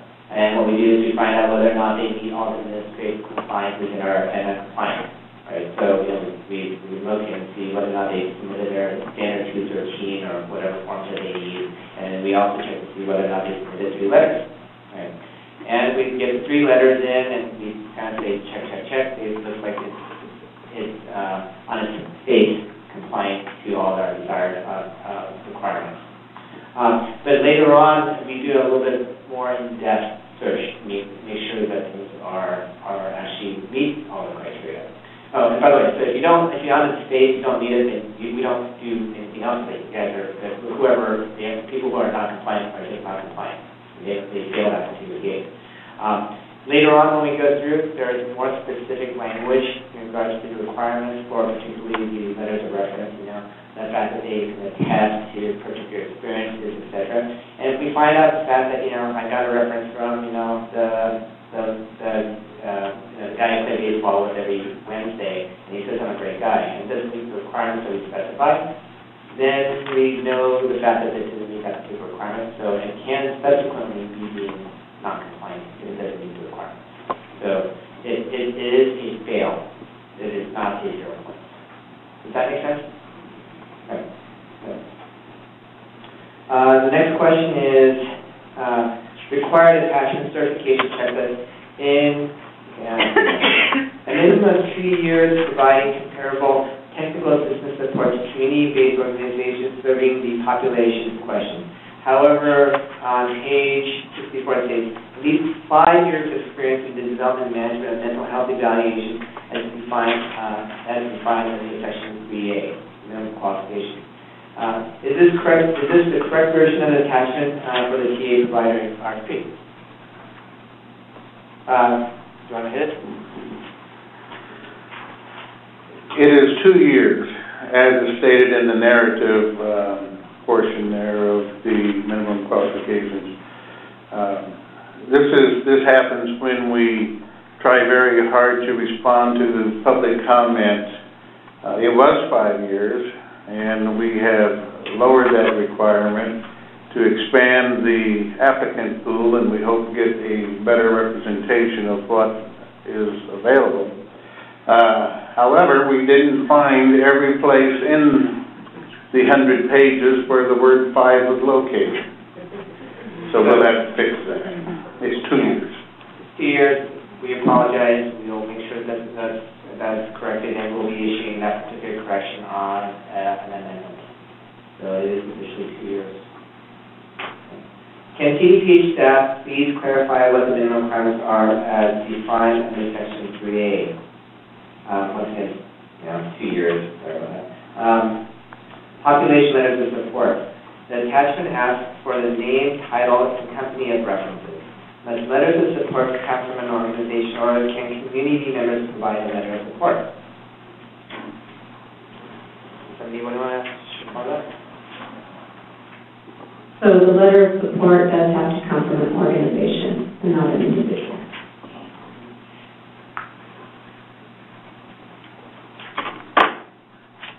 What is the proposed start date for the capacity building pilot projects and ITPP grants?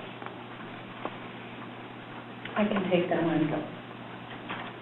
The proposed award dates for capacity building pilot project and the implementation pilot projects is contained in the solicitation under F1, section F as in Frank 1.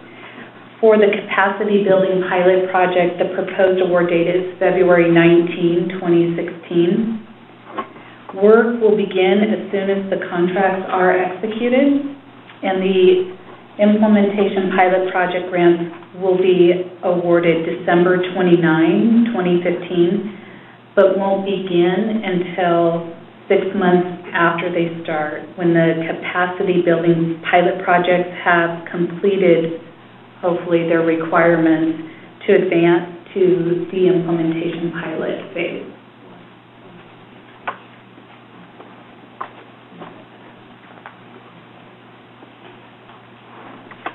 Thank you.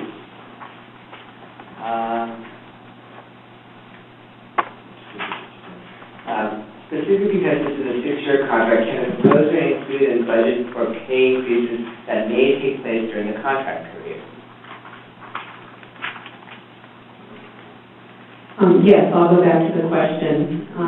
That is pretty related to this, that the budget is what you propose to us. So you lay out what your need is, and then through the cost proposal, we make that determination, but that is all laid out in your budget. Can a proposer include in the budget the cost of laptops or other equipment needed to complete the deliverables? If yes, can CDPH staff clarify? Does such equipment become property of CDPH after the contract? Okay, I guess I'll answer. Actually, you want to do whatever you want to do. Okay, this is a deliverable-based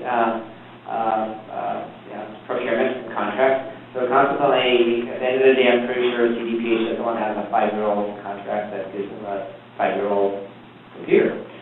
So consequently, what it is the fact that if you guys should build into your cost and your rate structure the cost of additional equipment, et cetera, in order to get to where you need to be. These guys are only really concerned about the deliverables that are articulated in the contract.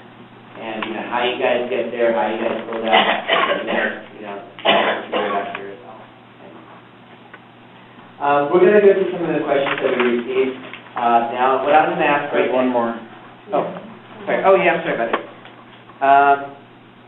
Can CDPH staff provide a letter of support and/or reference letter for proposers who have previously contracted with CDPH? And actually... I don't think we're prepared to answer this question at this time. We consult with our legal due to conflict of interest. So we'll get back to you on that one. Okay. So at this stage, what I'm going to do is we're going to start taking the questions from the floor as well as from the WebEx. So if people are interested in asking their questions and chatting with us, please line up over here. And I'll give you guys a minute to do that. And I'm going to alternate between the WebEx questions as well as the folks here. Once again, I do remind folks that we ask people to limit their questions to 2 minutes. And in order to give everybody an opportunity to ask the questions that they have on their mind. So do you want to start on the floor? Hi, good afternoon. Push that mute. Mute button. Hello? Yeah, it's actually counterintuitive. Hold Push it the down. mute button in order to turn it on. You should see a green light. Okay, guys. No? Yes. There we go. Hi, good afternoon. My name is Bright Star Olson, and I'm from Bright Research Group. And I have 2 questions. What kind of coordination do you anticipate between the evaluation and TA providers? Can you describe the role of the TA provider in conducting evaluation and how it's distinct from the statewide evaluator? I have one more question. Should I ask it now? Let's do this first question, Okay. so it gets to be simple. Does anybody else want to respond, or should I? All right, let me take a crack at that one. So these contracts are complicated, particularly because of the fact that there is a high degree of interaction between the statewide evaluator as well as the other contract components, including but not limited to the technical assistance providers. There are particular points where we expect them to interact, particularly in providing guidelines and developing workable solutions for evaluation. So we do expect them to have a high degree of interaction, and it will all be facilitated by the contract managers on the CDPH side of things. But yes, we expect a high degree of integration between all of the particular elements of CRDP.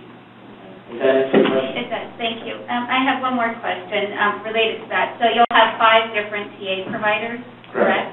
And so do you anticipate that each TA provider will be able to describe their own approach to achieving the deliverables and implement that approach? Or will you have a more prescribed approach that you want to see implemented consistently across those 5 providers? And you're talking specifically in regards to the TA providers for specific populations. Yeah. So and I think you're probably going to talk specifically in regards to the evaluation component, right? The evaluation TA component, right? Yes. Okay. Does anybody want to hit it? I'll add 2 things and then you can, one is I think some of the slides represented prescribed deliverables. But even though the prescribed deliverables are there, it is really up to the proposer and how they're going to meet those deliverables. And then the secondary component to that is that the proposal is to define additional deliverables that is really coming from your work and your engagement teams. And that's kind of where the tailoring comes in and more specific TA. Right. And I think that you also asked a question in regards to, what's the difference between the stuff that the TA provider is doing in regards to evaluation versus what's the stuff that the statewide evaluator is doing. And on a very high level, what's happening is that the statewide evaluator role is providing guidance, providing a lot of feedback, and also structuring what needs to be commonly occurred across all the particular elements. The TA provider is providing evaluation TA that has to be conforming to the statewide guidance. So there's going to be some interaction there.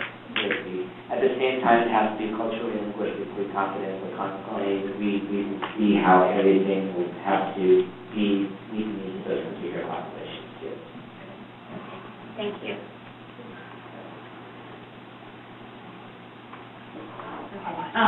If the TA proposer would want to subcontract for a total of over $50,000 with either one or more entities, must they have a competitive bid process, which is very time-consuming and could really slow down the timeline, or can OHE/CDPH override this requirement by using CDPH's exemption or some other mechanism? Sure, maybe I'll answer this in podcast. I think I'm going to try to lead into some of your questions, so if I'm off, just tell me I'm off on this one. So what's going to happen is the TA provider is going to, and we actually, I particularly think that it's very possible that you guys are going to be forming teams. That you're going to have not only, particularly for different communities, which have different experiences, etc. But what's going to happen is you're going to have there's going to be an organization that's a prime contractor, and in order to meet all the qualifications, because they're going to have subcontractors in place. And what will happen is that the contract between the TA provider and CDPH, precisely that is really with the prime contractor and CDPH. The prime contractor has responsibility to establish whatever ways that they want to secure their subcontractors. It doesn't have to go through a competitive state process. You guys can figure out whatever you want to do. You guys got to propose the best possible solution and best possible consequence. So consequently, if they're a subcontractor to you, then the state's not going to interfere with their requirements on contracting. That's not what it says in the RFP. In the RFP, there is an exact statement that says that you can only subcontract out 25% or $50,000 total, whichever is less. And that if you go over that amount, then you have to go through all these steps, and one of those steps was a competitive bidding process with at least 3 bidders, on and on and on. And so that's why I'm asking. Yeah, maybe I might want to follow up with you in regards to exactly where that is, because that's not the intent. So there are no limitations on a contractor or dollar amount. So I know that somehow or another there's a little bit of discussion in the communities about the fact that there's like a 25% or whatever cap. That's actually not in statute. That's not a restriction. So consequently, it's you can have a 50-50 subcontractor relationship if you want to, right? And those types of procurement. We'll get back with that post-out because, you know, that I think you're right in terms of what's listed in here. And one thing we need to go back and do is just double check with our contracts unit because some of it is template language. But we could follow up with that. I've just been made aware of something, and we'll get back to you. Thank you. And I have one more question, if that's okay. Just to follow up on the support or reference letter, you gave an example of, well, it's my best buddy from basic, but because the descriptions of what meets the scope of work or what meets the support from the community could possibly be different. If a letter was submitted with good intent, but when you scrutinize it the way you interpret it, you say, well, now, 0 points, does that mean that the proposal is now non-compliant and completely out of the ballgame? Or does that mean, well, you didn't get the 5 points for the letter? If it does not meet the requirements specified for the letter, it would be deemed non-compliant. Right? Well, let me make sure I understand. So part of the pass or fail is the submission of the 3 letters. So say that passed because you got 3 letters submitted. But then the additional scrutiny behind it is, you know, are these letters that, based on this criteria, meet whatever standards? So I think we need to go back and visit this and have further discussion because there's been similar questions. Yeah, and we can certainly work on this. So we obviously need to do a little bit of homework on the issues you brought up. Okay, thank you. Oh, actually, I'm going to, and Jan, can you hold on 1 second? I want to respect the folks that are online too. So we did have one question that says, the speaker keeps saying clinical evaluation, which is contrary to the CRDP SCW's focus on CDEC, non-clinical CEI. Please clarify, with particular emphasis in outcomes systems change, not just individual. William, William's going to take that. This is William Porter. I'm the one that was mentioning clinical outcomes. I use those terms to specify that the statewide evaluator will not be getting involved in clinical outcomes. The evaluation requirements, Objective 2, talks about what the relationship of the statewide evaluator is to the pilot projects and their prevention and early intervention strategies. I'll read one of them. Have pilot projects been shown to be effective prevention and early intervention strategies in the target community for the mental health or illnesses they are meant to address? The statewide evaluator will not make a clinical assessment of any kind. They will be looking at what the pilot projects have done and taking their data and making adjustments from that. Janet? I have 4 questions. Okay, the first one is... I have 2 answers. Okay. And you can answer all 4 with 2 answers. I'm just kidding. Okay, the first question is the evaluation, the statewide evaluation RFP spoke of CRDP advisory committee. And I was wondering, how is the advisory committee going to be established and what is their role in the CRDP phase 2? Or is that a question for another time? It's not really specific to the application, but I was just wondering who is No, it's fair. Can you repeat the question? It talks about the CRDP advisory committee. Sure. And so I'm wondering, who is that advisory committee? Have they been selected yet? Who are they? What's their Yeah, role? I can say that, that is probably one of the elements that has not been firmly established yet. The intent of the CRDP advisory committee is precisely that, and basically that, we're going to be getting a lot of feedback and we're going to be doing a lot of things. And quite frankly, what we found through the experience of even just setting up the procurement for this phase is that we need a lot of input and a lot of guidance. So we're hoping to channel some of this particular expertise and community knowledge to help guide some of the processes in regards to CRDP as we go forward. So that way we can, essentially have a sounding board, essentially. Would that be good, Rena? Yeah, I just have a few things to add. One is we discovered in this process, even with the framework, and that's one of the reasons why we developed the CRDP Brain Trust, is because we needed, similar to what the contractors did by grouping their SPWs, their strategic planning work groups, to help guide the process, because you all needed to weigh in at different levels with different individuals that had subject matter expertise. And we found that was a gap in our process. And so even though we have the mandated Office of Health Equity Advisory Committee, their charge is not specific to mental health, and it's more broad in nature. And so our thought is that we needed, over this 5-10 year span of time, we needed, go-to subject matter experts to help improvise or make changes along the way, fill the gaps, and so that's kind of the technical piece we're speaking. Okay, and I guess my hope is that the RDP Advisory Committee, whoever they are, can help advise the statewide evaluator. So, I think that is actually the intention. Okay. And question number 2 is statewide evaluator, RFP. The applicants need to demonstrate relationship and rapport with the 5 populations, and I'm wondering how is that going to be demonstrated? I mean, is it just letters of reference from the 5 populations, or? I think it's a combination. One is going to be the experience that we request to demonstrate that they have tangible experience, or their team members have tangible experience with each one of the 5 populations. Other part of it is, yes, it's going to be letters of support from the population.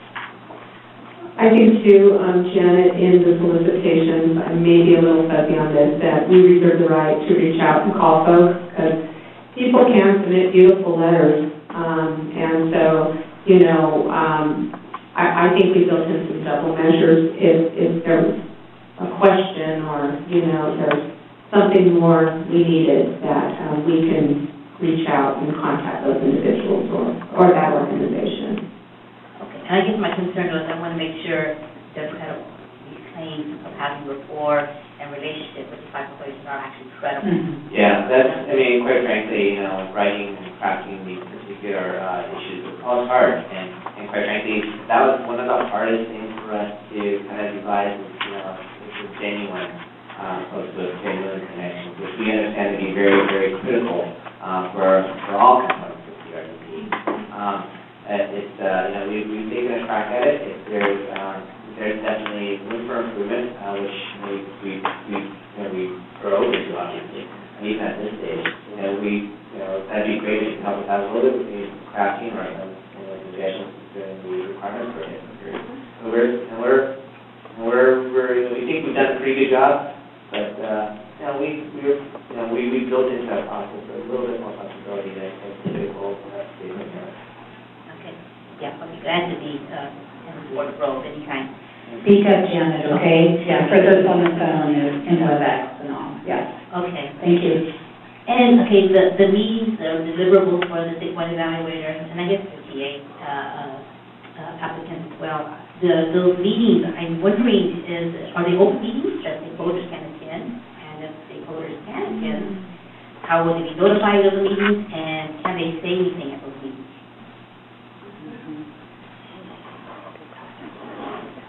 I don't think we've outlined that in the solicitations. I mean, I think the Office of Health Equity tries to put our best foot forward in terms of a transparent process. I think we could probably be more explicit about that. So we'll take that back and see what we can do. And my interest in answering the question is again, I feel like the statewide evaluator might benefit from the voices of stakeholders, and if there's more opportunities to have those voices lend themselves to advising the statewide evaluator, that might be a way to do it. I'm very interested in how the statewide evaluator is carried out, even though we're not going to find it. So, okay, my last question, thanks for bearing with me. Okay, who's going to be scoring the applicants for the statewide evaluator and TA? How is this group of scorers going to be recruited? I'm sorry, well, can you repeat? Who's going to score the the applicant. And if it's not staff at OET, how are the people going to score going to be recruited? Yeah, the scoring team is actually, so that's, quite frankly, we're very wary of the fact that we need very specific expertise in regards to the scoring team for these particular evaluations. It is something that we are still in the process of recruiting members for, but we know that we need very specialized skills and understanding both the cultural as well as the technical pieces. And we're going to be getting them from, the resources we have within state government, and quite frankly, I think we'll be able to use it to improve them. Okay, thank you. Very excited about phase 2. Yeah, thank you very much. Actually, the next question, Dr. King, if you mind, is I'm going to ask a question from online. Is how many applications can be submitted by an agency and awarded? And I think Kimberly's going to answer that question. Kimberly, how many applications can be submitted? So if you so endeavor to submit 16 applications throughout the whole solicitation process, so we're only speaking today about Statewide Evaluator and the technical assistance provided, but if you want to apply for all, that's your prerogative. I'm going to read to you language within the solicitation. It's in the introduction and then the background. Quote, no organization shall be awarded multiple CRDP Phase 2 contracts or grants. A single organization may operate as an evaluation subcontractor for multiple pilot projects. However, they may not receive a direct contract or subcontract for other roles. So I think we need to provide further guidance on this. So what I'm going to say in this response, I'm going to recommend that if you have a specific scenario that you would like answered, be sure to look at that deadline, which I think is coming up on September 8th, to submit your question with that scenario, if that applies to you. And we have a deadline to respond to it by a certain time. And just once again, is that, right now the rule that you indicated is that you can apply to as many as you want, but you can only be awarded one. We do have a requirements process, and if you can make a business case that's in the best interest of the state, that somehow or another that we're wrong, and that if we do something better, we'll make the program stronger. We'll have more competition, and it is. We're all ears on this immigration. So the question I think we have now is with Dr. King. Thank you. I'd just like to take a minute and thank you for really, really making an effort to have this process be as open and inclusive and to get feedback as possible. I have been doing government-sponsored research for many, many, many years, and I've never, ever seen a process that's been over as backwards as you all have to try to be interactive about this. I think it's terrific and a great model for the state to follow. Do you hear me? Well, yeah. That's why I looked up. Okay, two questions. One is about the qualifications, the minimum qualifications having to do with size of contract and past experience. Is that a size of contract requirement for the principal investigator or for the agency? Let's say you're applying from an agency that has the experience of $1 million contract or a $200,000 contract or whatever, or is it for the individual who's heading up that project? Sure, and I think there's a couple of different things to this one. Quite frankly, it's all invested for the individual, but it's actually kind of a combination of both. So, we know that there's a certain degree of institutional knowledge, there's a certain degree of intellectual capital that's built up with organizations, but quite frankly, we also know that these are personal services contracts that are tied to individuals. So, quite frankly, in order to meet all the requirements, we do look at the organization as a whole, right? But the person's individual expertise and experiences are also very, very important and critical for this. So, I hate to be so spongy about this, but in reality, we consider both sides of it, the individuals as well as the organization. second, all right. The second question really does have to do with the difference between the technical assistance piece and the statewide evaluation in terms of that integration for working with evaluation. It looks to me, at my reading of the technical assistance piece, is that the technical assistance provider will be, for example, working with the IPPs and the other capacity builders in helping them to develop the logic model that they're going to use and that kind of thing. And that the statewide evaluator is actually going to be utilizing those models that are already developed. Is that the way it's supposed to work, or is it that the statewide evaluator will actually be proposing those models and the technical assistance people will be out there disseminating? Well, philosophically, the way we've always been structured is the fact that the evaluations are actually owned and performed by the pilot project. And that has always been philosophically what we need to get to. That stated, the statewide evaluator is acting as a subject matter expert to provide some consistency and some minimum standards so consequently we can judge, the fact that they meet a particular level of ethics or evaluation that we think is important. The statewide, the technical assistance providers for each one of the population will help the pilot project to form an evaluation that meets the general guidelines, but it's going to be performed and owned by the pilot project with support from the technical assistance provider. Does that make sense? Yes, it does. It's highly interactive. That wasn't clear. Yeah, so no, thank you. I'm going to read one from the WebEx. On page 56, there's a reference to DVD participation. Is this a requirement for a TA provider grant? If so, what is the minimum percentage for participation? Yes, it is. The state has a goal of DVD participation, so consequently, there is a 5% preference point for folks who get DVD participation in the contract. Do you want to say something? Disabled vets. Disabled vets. Right. So those who are able to incorporate 5% of their contract dollars for disabled vets get the credit. Next.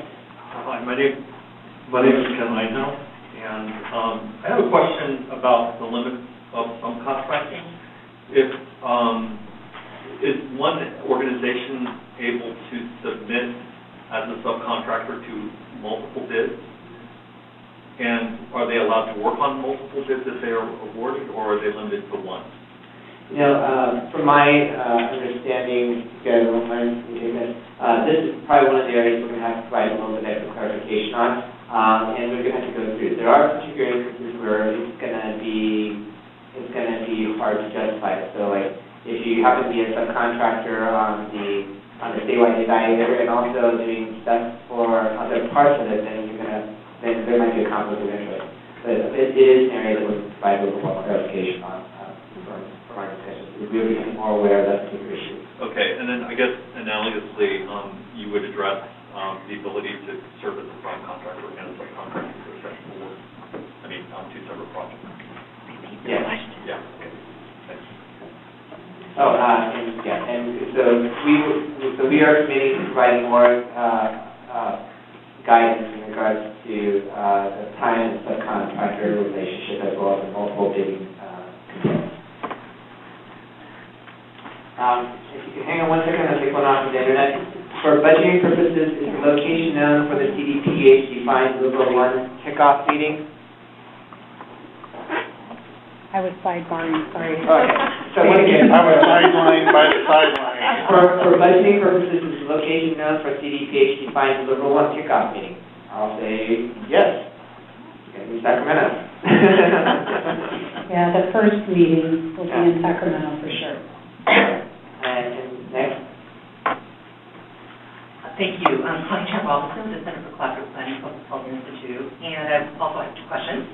One has to do with, and it was sort of referenced, mentioned earlier around the clinical sort of evaluation and the role of the statewide evaluator in that process. But can you speak to the outcomes of the pilot projects that you're looking for, which may have some determination in terms of capacity and experience for both the TA provider as well as the evaluator? So specifically, are the outcomes connected to policy-oriented outcomes versus health outcomes, right, around mental health, obviously, in terms of the subject matter? So that's the first question. Yeah. Well, I don't know that my answer is going to be satisfactory, and maybe it'll take 2 or 3 of us to answer it, but the focus is on prevention and early intervention. Those are the purposes for these contracts. There will be policy change issues addressed in the statewide outreach education awareness contract, but that is not the purpose of CRDP. Not the purpose of the pilot project. For the pilot project, yes. Right. So there's another component, and that's the component that's still under development that addresses the policy and systems change at the local and statewide level. The to be determined. Yes. Okay. Yes. Because there were a lot of recommendations that are included in the CRDP strategic plan that really called state departments to address ongoing inequities and disparities. And so a lot of that had to do with policies that either need to be incorporated, enhanced, kind of from a legislative perspective or an advocacy perspective. And that was deemed important, but on another level versus the growing community-defined evidence or practices from communities that yielded good results based on some of their quasi-evaluations, or maybe they have not been evaluated yet, but the community has said this is effective and brings wellness to our community. I'm going to be mindful of our time restraints. We're technically supposed to be here at 4, out of here at 4 o'clock. It's 3:46 right now, so please limit the questions. I know that. Did you have any questions? I have one more. Okay. Can you clarify the reference to the cross-pollination TA and training? Oh, sure. I'm sorry. Kimberly's figuring this out. Okay. Yeah. The technical assistance providers are population-specific over those 5 populations. However, we know people don't just identify as one or and not the other. They could be multiracial or include LGBTQ. So if a pilot project is serving somebody who identifies across more than one, then there should be some technical assistance provided if there's a gap in knowledge and service area. So the concept is not everybody just fits into a square peg in a round hole or a round peg in that round hole. So there could be technical assistance needed for those pilot projects. And across. Therefore, the TA providers then have the opportunity to synergize and use the microphone, please. Yeah. So in other words, what I'm hearing is that it is anticipated that the TA providers may very well come together in some form or fashion to support each other and create kind of a network, almost sort of a comprehensive network of TA. You don't want to work in silos, that's true.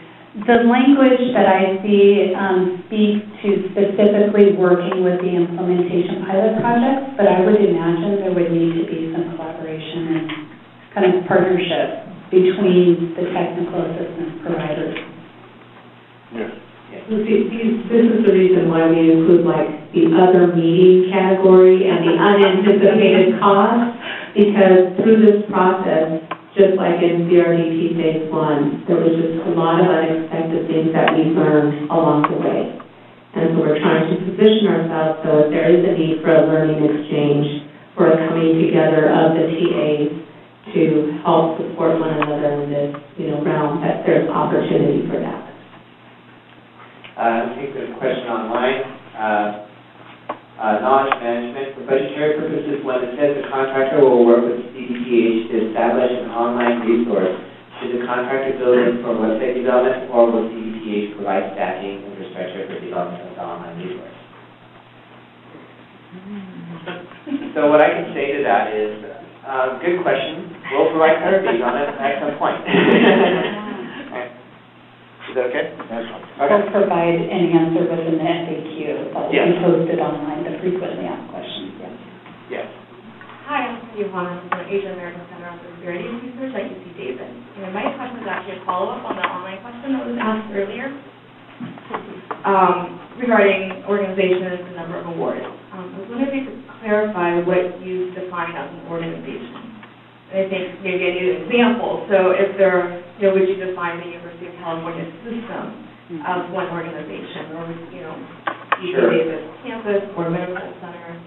Sure, and I think that's a very good question. It's actually a little more complicated than it would be for normal purposes. But generally speaking, organizations are defined as legal entities under state procurement processes. So consequently, whatever that body or unit is whatever that legal entity is. If you think that there is particular considerations that we should be making, and we certainly love to hear it, and what we're looking to do. Okay. Yeah, and my recommendation earlier was that you write down your specific scenario and put it to an FAQ or frequently asked question. And maybe we could leave out names, redact the information or whatnot when we post it. But in essence, people need to kind of understand there are different arms or divisions and one entity. So you said you're from UC Asian American Center on Disparities Research, but we're also aware that there could be other, UC or even within UC Davis, different centers that may be interested for the information. Right. Exactly. So these are one of the complexities that we really need to go back and speak to legal and other folks about how we should respond well in a frequently asked question document. Okay, Thank you. Yes. Thank you. Dr. Capsula, can you hold on one second? I think off of the internet. If the final plan for phase 2 is not yet published, how can we access it as we develop the proposal? So this is Kimberly. So I think the question is the strategic plan for phase 1, the statewide strategic plan to reduce mental health disparities, if it's not out yet, then how are we using it as a blueprint to implement phase 2? How did we do that? And I'm sure other folks can jump in as well, but technically this document has been vetted very thoroughly with the community over a span of time, where our department has seen a draft of it for a while now. So we worked kind of simultaneously using the draft, the values, like, for example, a value within the plan is to support the small community-based organizations. How can we support them further? And having strategies around that.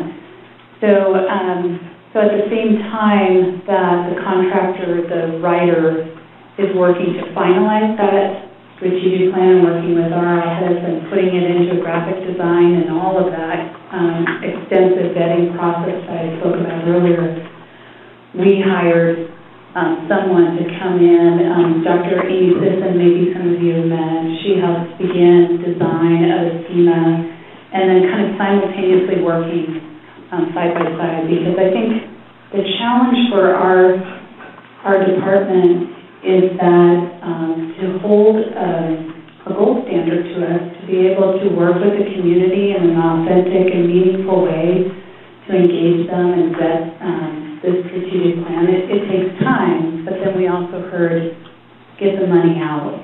And so we really walked a fine line all the time on that.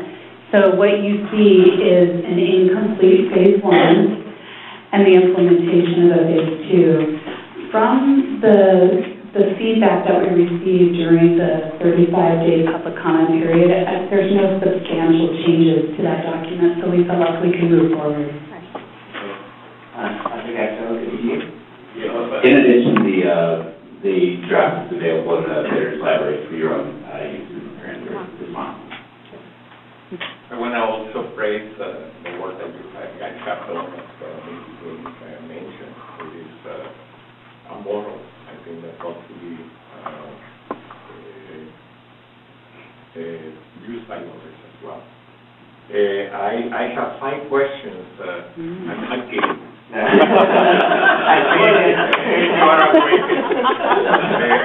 Actually, 2 questions were answered that I have. But I have a comment of a discrepancy that it's likely that you already catch.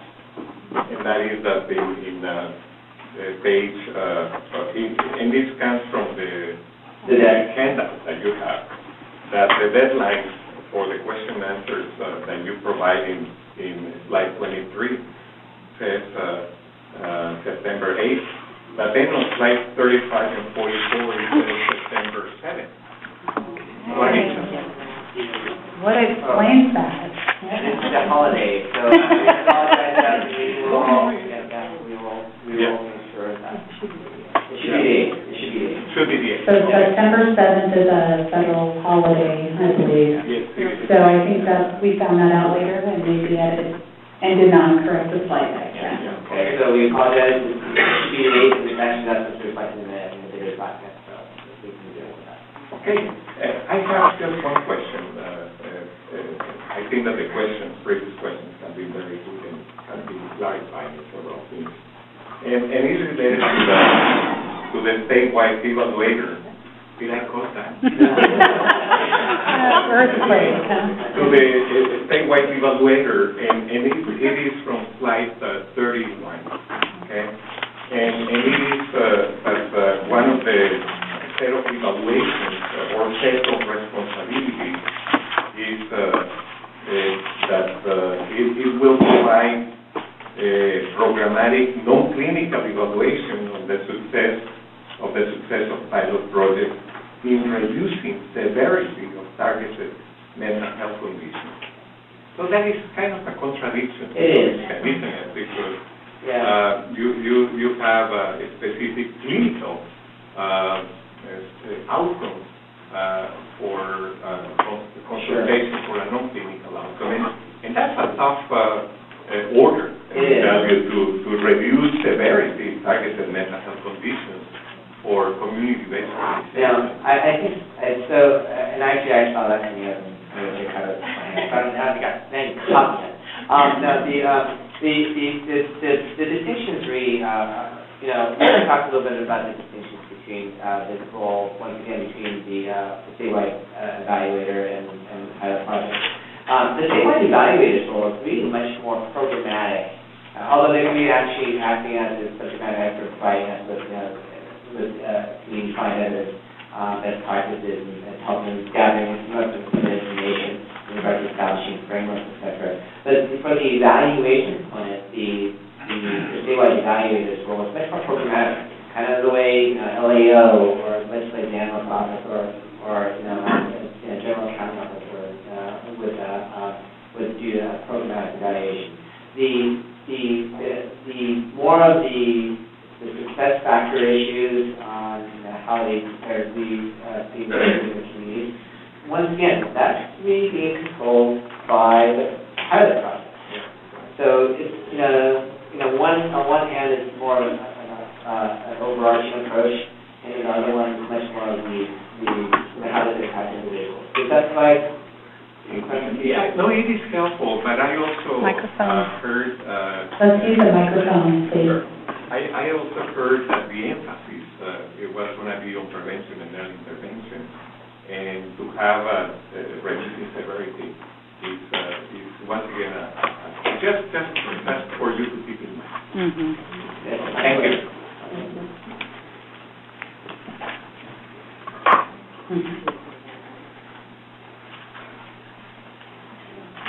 Andrew, did you want to take a question off of the WebEx? Yes, we do. I will look forward to the written transcript. Hopefully, it will be available. We are not providing a written transcript. However, we will be providing the WebEx seminar on the internet page for CRDP, and we'll put it together hopefully in the next couple of days. And the FAQs will be posted. Absolutely. You got a question there? I do. Ed? Okay. Yes. This is Edward Soto, Office of Health Equity, and I'm asking this question on behalf of an audience member, Diane Goddard from the UC Davis Center for Regional Change. What competitive advantages do you envision Phase 1 contractors have in the Phase 2 selection process, and what steps will or could you take to minimize that competitive advantage? That's a good question. We are trying to minimize competitive advantage by being extremely open and transparent. We've established what we believe to be requirements and also scoring criteria that meet the benefits of the state and will provide strong programs and that do not necessarily favor the incumbent in and of themselves. The last part of it is we try to provide a plethora of background information through the business library, so consequently everybody would have as much access to equal information as possible. We are very, very cognizant of the fact that we want to have open competition and that we want to have a fair and level playing field, so we're doing everything that we can. And consequently, those are the immediate steps we're taking. There's other things that people think that might help equalize it, let us know. Hi, I'm Alberto Ortega from Impact International, and I just wanted to confirm a statement that you made earlier about whether the subcontract, the prime has to have all of the qualifications and that the capabilities of the subcontractor do not count towards meeting those requirements.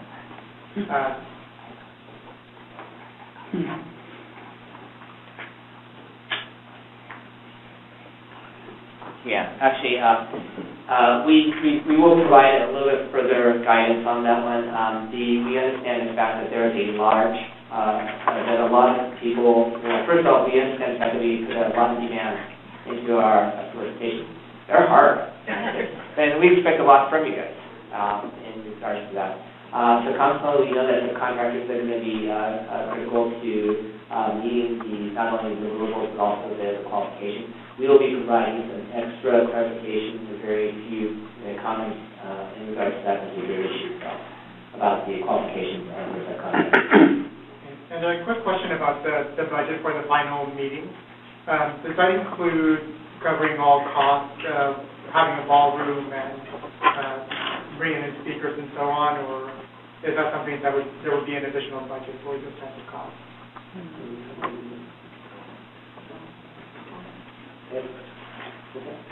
Yeah, it's a budget for it all-inclusively.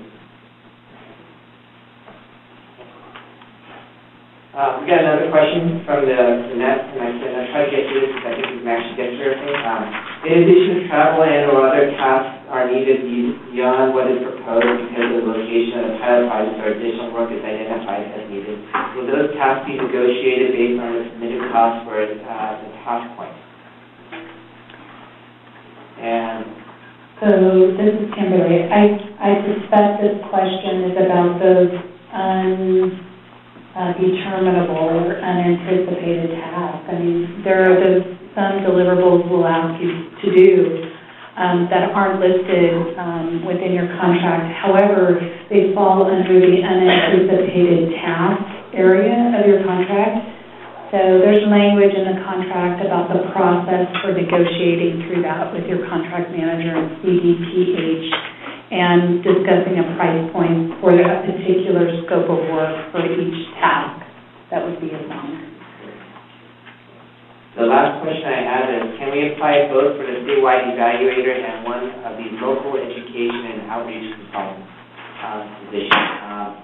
Once again, we will provide further guidance in regards to the ability to apply to multiple segments, particularly the roles of the subcontractors. However, before we do that, I will say that there are various things that we still have to be very mindful of, including potential conflicts of interest between particular positions. So that will be one of the factors. I think we made it. So consequently, are there any other questions either online or else from the audience? And amazingly, we're only 5 minutes over. So thank you very much for your time, and I hope we will see great success. Thank you. Thank you for your time. Thank you. I'm passing out the evaluation. Oh, actually, one last thing. So, we have evaluation for this particular session. We appreciate it if you guys fill it out before you leave. The second part of it is participated by web. There is a form on the webpage, the CDPH webpage, for you to take a survey, an online survey in regards to how the session went. So we appreciate that. If you participated by web, we appreciate it if you fill that out also. Thank you.